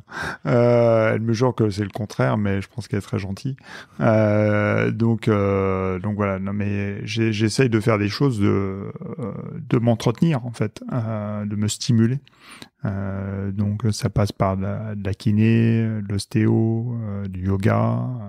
Voilà, je suis loin de baisser les bras. Hein. Pas de méditation. Dans le yoga, t'en as un petit peu en fin de leçon. Allez, après les journées ont 24 heures. Hein. Si je fais tout ce qu'on, tout ce qu'on, on m'a conseillé le tai chi aussi, on m'a conseillé. J'aimerais aborder un point autre qui est finalement à la fois tu travailles aussi sur essayer de changer le moins de choses possible et continuer et profiter des choses telles quelles au maximum, et à la fois en lisant entre les lignes tu rentres autant que possible dans un combat d'espoir, peut-être tu parles un peu de biotech et de choses comme ça, te dire que ce soit pour toi ou pour d'autres plus tard, etc. Mais tout ça rentre dans l'équation. Est-ce que tu peux m'expliquer comment ça arrive tout ça dans ta vie? Est-ce que tu avais un petit intérêt pour ça avant, et qu'est-ce que tu as découvert en quelques mois maintenant, parce que ça reste encore tout frais, et parce que comme tu analyses bien et les entreprises et la tech, peut-être que la bio est la nouvelle dimension dans tout ça, et me parler notamment des espoirs que tu as découverts, de boîtes même, on peut en parler, de boîtes qui cherchent de l'argent, d'endroits, d'une vision d'entrepreneur, et aussi de personnes à qui on a annoncé. Oui, alors forcément, d'abord j'ai un esprit analytique, et donc je veux comprendre. C'est-à-dire que et aujourd'hui, Internet est une fantastique source d'information pour comprendre. Je ne vous parle pas d'aller sur les forums Doctissimo, et même s'ils sont sûrement très bien, mais le sujet c'est vraiment comprendre. La science est incroyablement disponible en ligne. Je te parlais tout à l'heure du site clinictrial.gov qui recense l'intégralité des recherches actuellement sur chacune des maladies. D'ailleurs, j'en ai parlé pas plus tard qu'hier au bureau avec un collègue dont la maman est atteinte d'une maladie extrêmement rare. Et il me disait, il n'y a quasiment pas d'espoir de recherche sur cette maladie. Je lui ai donné les sites et il a trouvé un nombre de traitements incalculables qui sont en cours d'expérimentation dans le monde sur ce site. Donc voilà. Donc moi, j'ai fait ça. J'ai regardé les boîtes intéressantes. Quand j'en ai trouvé, il y en a 2 en France qui font des choses intéressantes. Donc j'ai la chance de vivre dans cet écosystème, c'est que les gens qui les financent, la plupart du temps, je les connais. Donc je rebondis grâce à eux pour prendre contact avec ces entrepreneurs, voir dans quelle mesure ce qu'ils recherchent a une chance de s'appliquer à ce que j'ai, voir dans quelle mesure je pourrais profiter du traitement. Je suis même prêt à être le patient zéro. Donc voilà. Et grâce à mon beau-frère, j'ai aussi repéré une société à Lausanne qui est un spin-off, donc un essaimage de l'EPFL. L'EPFL, c'est à Lausanne, c'est une école d'ingénieurs extrêmement réputée. Et les gens ont une nouvelle techno de génothérapie qui est totalement bluffante. Alors, elle marche sur la souris et le chimpanzé aujourd'hui. Je suis malheureusement ni l'un ni l'autre.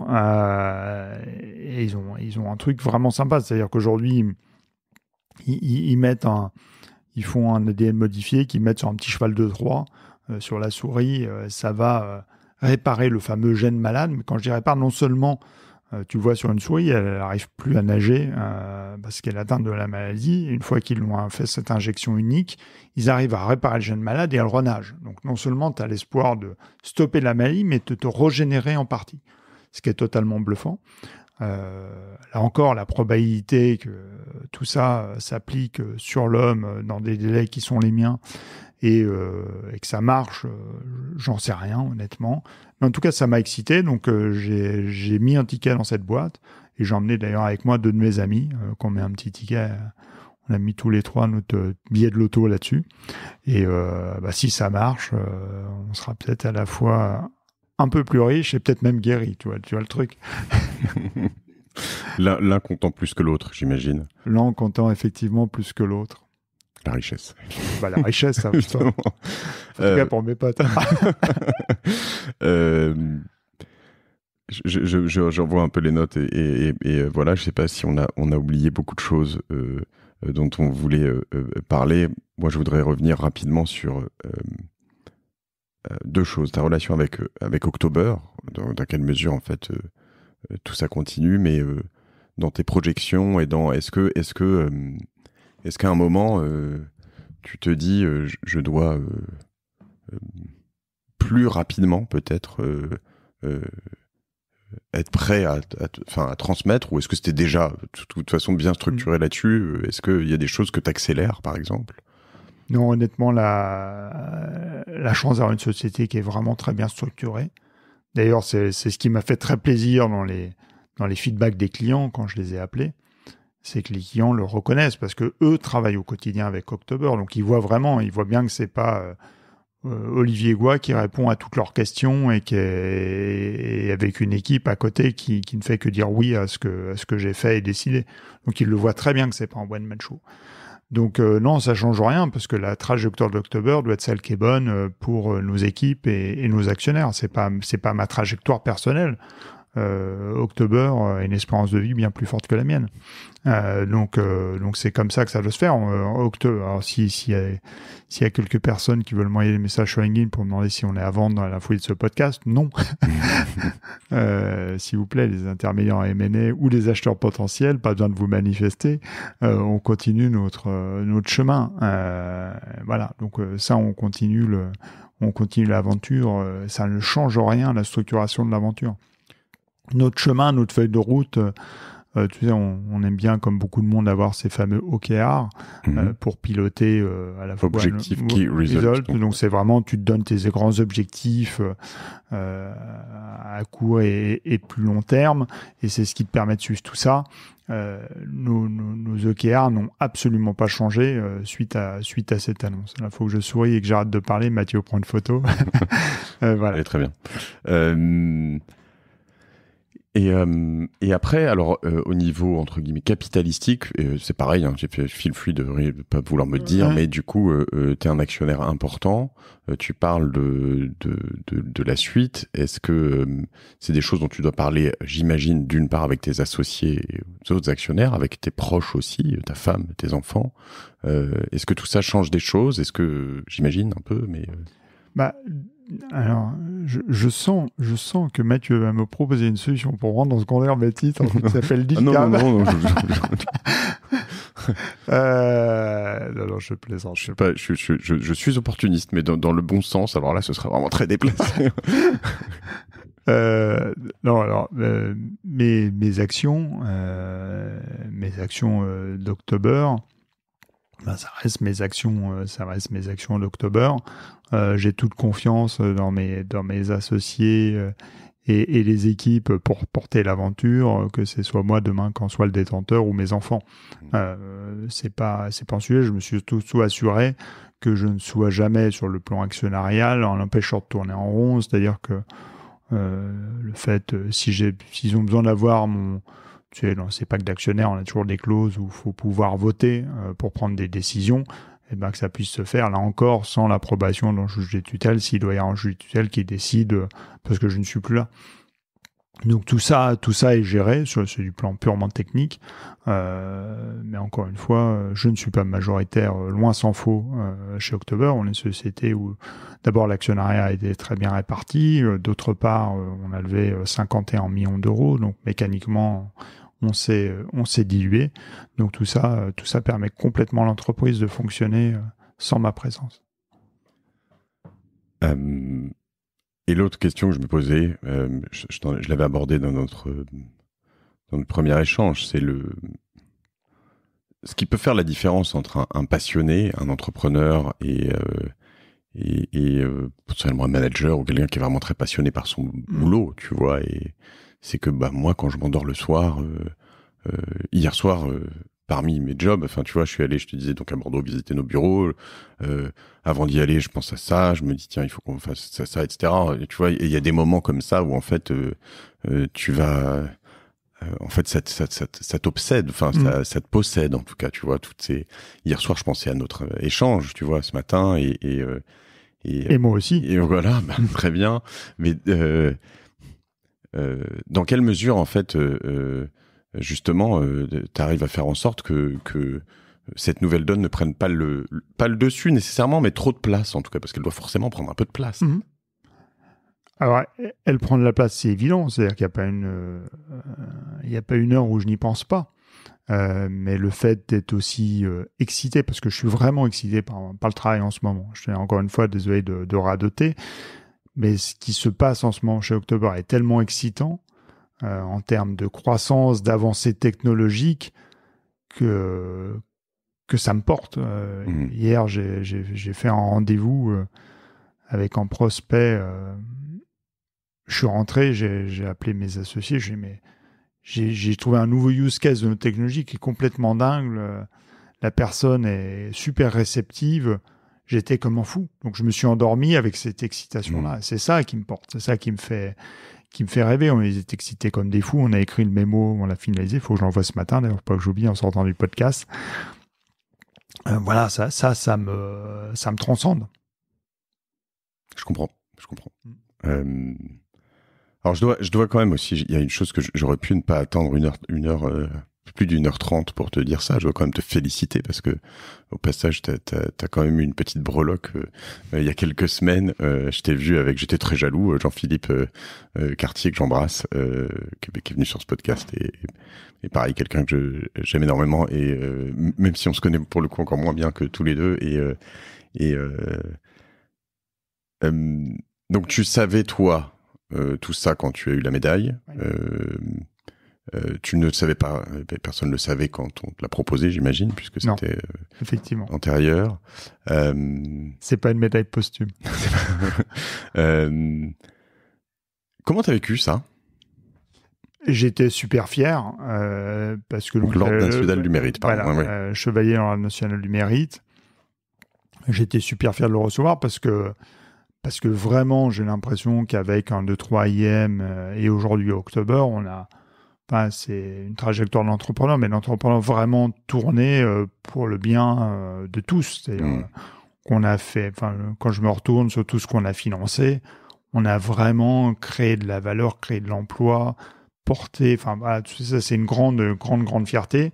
Donc j'étais très fier, effectivement, d'être récipiendaire de l'Ordre national du mérite.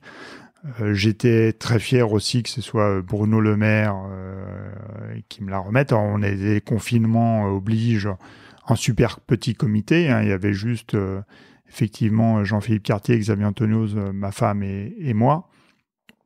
Et avec un mot de Bruno Le Maire extrêmement touchant.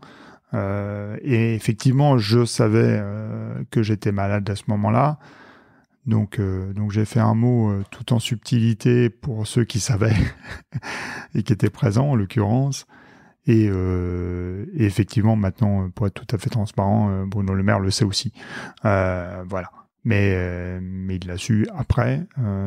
Ce n'était pas de la... J'aurais détesté d'ailleurs que ce soit de la pitié non, mais me redonner cette breloque, pour reprendre ton expression. Ça m'aurait gêné. Non, c'est pas du tout. Je trouve ça super. Moi, voilà, au moins, tu vois, je te disais toute la sympathie, même plus que j'avais pour toi, l'admiration à plein d'égards, et au moins, c'est reconnu par d'autres personnes, tu vois. Donc, ça n'a pas que la valeur. Non, mais je le sais de Jean-Philippe aussi. Donc j'imagine que vous êtes très proches, mais donc c'est important, je pense, dans la vie. Et je sais aussi dans les étapes, parce que je sais plus si tu me l'avais dit ou si je l'avais appris par Jean-Philippe ou quelqu'un d'autre, mais que toi tu as appris ta maladie en décembre et que tout ça a été entamé en effet avant, je crois. Ouais, donc, exactement. Bon, c'est relou de pas voir la petite teuf qui va avec quand même, mais je dois avouer. C'est vrai, mais là je pense qu'on n'est pas près de la faire celle-là. Avant de finaliser cet épisode, sur un aspect plus perso ou en tout cas passion de la photo, de la même manière, parce que là, quand même, ta condition va quand même affecter, j'imagine ça, peut-être plus rapidement que October. Est-ce que ça accélère des choses? Est-ce que tu te dis, il y a des choses que je voulais faire, que je vais faire maintenant plus vite, est-ce que tu la vis autrement?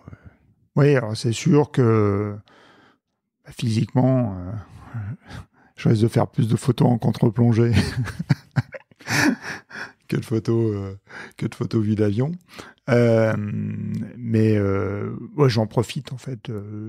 Quand on me propose des opportunités, je me lâche plus facilement qu'avant parce que je sais que je peux le saisir.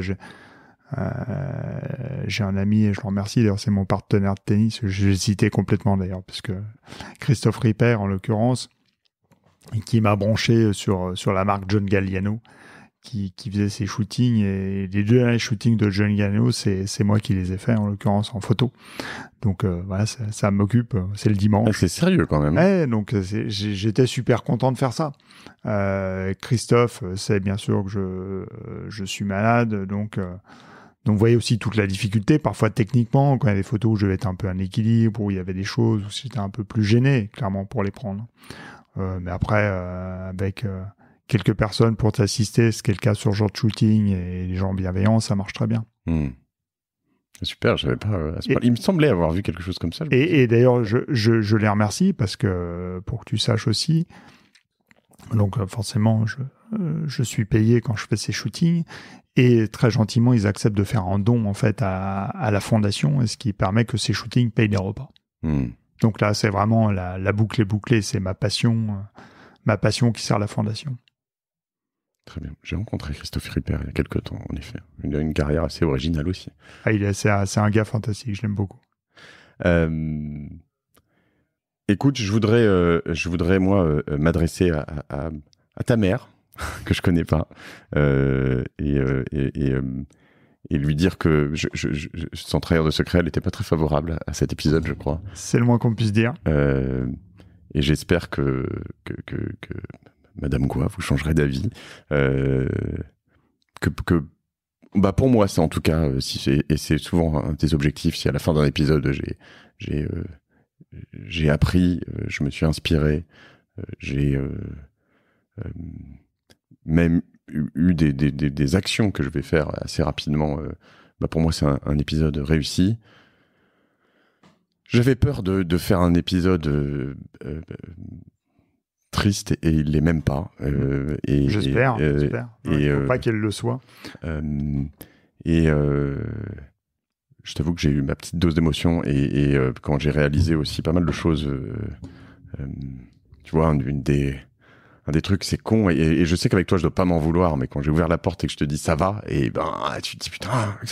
Ouais, mais ça c'est normal, on va pas arrêter. Oui, je sais, mais je sais que tu veux pas. C'est un réflexe. Mais c'est ça. Mais sur le coup, tu te dis, c'est quand même... Mais le pire, c'est que je suis pas très bon. Oui, ça va. Ouais. Honnêtement, ça va. Ouais, je le vois. Ouais. Donc, non, juste pour rebondir sur ma maman, parce qu'elle va se demander pourquoi on dit ça. Non, effectivement, quand avant de faire cet enregistrement, comme je te l'ai dit, j'en ai parlé autour de moi. Et effectivement, mes parents, pas que ma maman, d'ailleurs mon père et ma mère, comprennent pas tellement pourquoi je fais ça. Et c'est vrai que ça peut être vu, parce que je me suis beaucoup livré, donc ça peut être vu un peu comme de l'exhibitionnisme, hein, et peut-être que certains le verront comme ça. Mais c'est vraiment pas le cas. La raison pour laquelle je le fais, c'est que, et ce que j'aurais expliqué, d'abord je le dois à ceux avec qui je travaille et je suis, que je ne peux pas cacher les choses, que je ne veux pas cacher les choses, et que si je le fais pas aussi simplement et directement que ça, des rumeurs se développeront et nuiront à October notamment. Et les gens diront n'importe quoi. Tu vois, le nom de ma maladie est déjà compliqué à retenir. Sclérose latérale amyotrophique, alors c'est aussi la maladie de Charcot. Mais les gens, même ceux qui savent, souvent me disent « t'as une sclérose en plaques ». Non, c'est pas une sclérose en plaques, ça n'a rien à voir. C'est pas non plus un AVC. Donc je pense qu'il faut expliquer les choses, expliquer que mon état, encore une fois, intellectuel n'est absolument pas touché, ce qui pour moi est un bonheur absolu. Mon état physique est certes touché, va l'être de plus en plus, certes. Mais j'ai toute ma tête, c'est quand même un énorme confort. Mais je comprends tout à fait que la situation délicate dans laquelle sont mes parents. D'abord parce que tu parlais tout à l'heure, faut se préparer à ces parents qui partent en EHPAD et qui, c'est compliqué. Mais je pense que les parents sont pas prêts non plus à voir leurs enfants partir avant eux. Donc ça, c'est très compliqué à imaginer pour les parents. Et j'ai la chance d'avoir des parents qui sont en bonne santé en plus. Donc c'est très compliqué pour eux. Et puis c'est une génération aussi où vivons heureux, vivons cachés. J'ai des parents très pragmatiques, très terriens.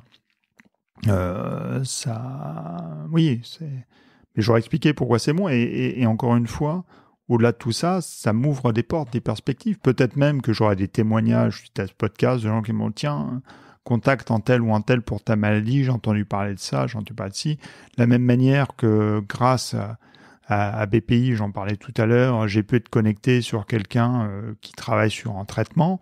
Si j'en avais pas parlé à BPI et à mon client, sûrement que ce contact ne se serait pas fait. Voilà. Et encore une fois, le côté je me livre et exhibitionniste, oui, indéniablement, il y a un côté exhibitionniste, j'ai dit beaucoup de choses personnelles, mais en même temps, je l'assume, c'est comme ça. Oui, mais cette démarche, si je peux me permettre, pas d'exhibitionnisme, hein, d'échange sur ces podcasts longs que je fais, elle était aussi entamée dans un moment peut-être plus facile, oui, si, disons-le, plus facile après des succès et etc. Moi, ce que je veux absolument être un messager des recettes et d'un certain nombre de personnes, un messager constructif, tu vois, c'est mon job moi, sur ces podcasts. Et je pense qu'on est un messager constructif quand on n'est pas juste dans du BA sur des choses faciles en fait, parce qu'il y a plein de gens qui vivent des choses difficiles et ces ressources qu'on va chercher dans la difficulté que tu affrontes là en étant la même personne, je veux dire, et tu vois, t'as toujours t'es posé de la même manière, on sent que tout est bien réfléchi, et je retrouve la même personne que j'ai retrouvée 2 fois sur mon podcast. Vous pouvez tous retrouver puisque tout est live encore, tout est en ligne, et bien à la fois aussi, je pense que c'est rassurant de se dire que peut-être pour certaines personnes qui sont dans cette situation, de se dire que on peut continuer et peut-être on doit, et puis peut-être que tu leur donnes des recettes ou des choses qui... Si ça peut faire écho à des gens qui vivent des choses similaires, déjà ce podcast aura servi à quelque chose. Bon, il m'aura servi à moi, c'est déjà ça, tu vois. Et à moi aussi, la thérapie. Je devrais payer peut-être à la fin pour que ce soit vraiment efficace. C'est bon, je pense qu'on on a passé ce stade. Tu me refais un café? Ouais, avec plaisir. Est-ce que j'ai oublié de parler de certaines choses dont on voulait parler? Non, je pense qu'on a fait un très bon tour. Vraiment, encore une fois, je te remercie sincèrement de m'avoir tendu le micro aujourd'hui et d'avoir dit oui sans hésiter. J'en profite vraiment pour remercier tous ceux qui savent déjà et qui ont été un support extraordinaire pour moi. Bien sûr, ma famille au sens large. Il y a mes parents, ma sœur, mon beau-frère, mes belles-sœurs, mes beaux-parents. Il y a beaucoup de monde, donc je ne vais pas tous les citer.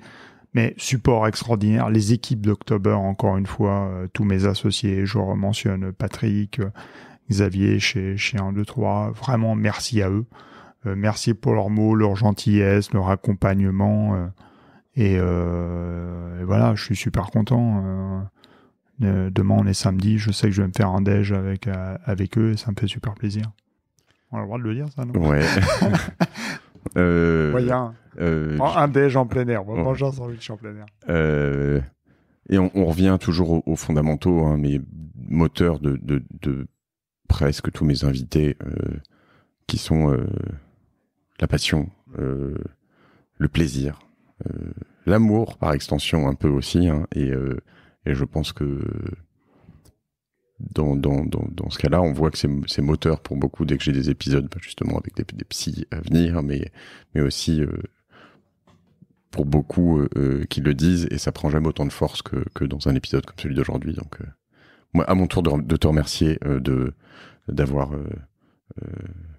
m'avoir proposé d'enregistrer ensemble, et pour moi, ça fait partie des épisodes qui font date, qui sont très importants et puis qui nous rapprochent, et qui nous survivront, tu vois. Donc, c'est aussi quelque chose d'intéressant, je pense, parce que la voix a quelque chose de spécial. Exactement. Allez, on va se faire ce café. On va se faire un café. Écoutez, j'espère que cet épisode vous a plu, à vous tous. Moi, je vous dis juste une chose, après tout ça, pensez à vos proches, pensez aux autres, encore plus dans ces périodes difficiles. Je le dis jamais assez, souvent je dis en fin d'épisode, likez cet épisode, partagez-le, etc. C'est relou, bon, je sais, mais c'est comme ça que ça marche. Et voilà, je crois que j'ai déjà dit ça il y a quelques temps. Au moment où on tourne cet épisode, il y a eu un nouveau confinement d'annoncer. Autour de moi, j'ai des personnes probablement en fin de vie, ma reine, Madeleine Rousseau, qui était une de mes voisines qui habite en face de chez moi, qui a besoin qu'on l'appelle, qu'on la soutienne. Et je vous dirai tous à la fin d'un épisode comme ça, sans aller dans le mélancolique à donf, au contraire, c'est du constructif et c'est de l'humain et c'est des belles choses.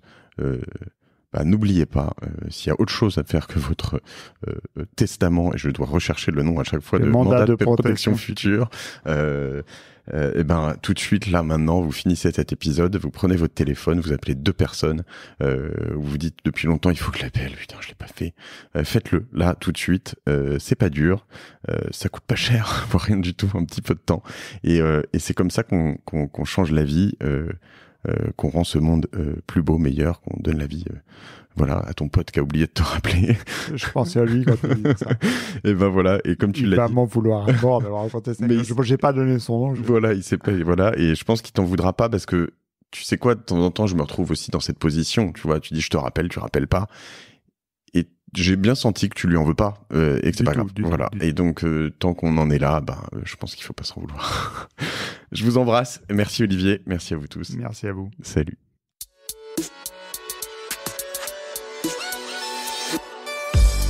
Bravo, vous avez écouté cet épisode de Génération Do It Yourself jusqu'au bout. Merci de le partager à 2 personnes autour de vous, d'inscrire de force vos amis au podcast sur leur smartphone et de mettre une note 5 étoiles avec un gentil commentaire. C'est ce qui me fait ressortir dans les classements. Aussi, si vous me laissez votre email sur gdiy.fr, je vous enverrai l'épisode de la semaine ainsi que 2-3 bons plans. Pour finir, n'oubliez pas que si vous avez des besoins en accompagnement tech et créatif, toute l'équipe de Cosa Vostra va vous bichonner comme il se doit si vous nous écrivez sur gdiy@cosavostra.com. Je suis Mathieu Stéphanie et je vous embrasse.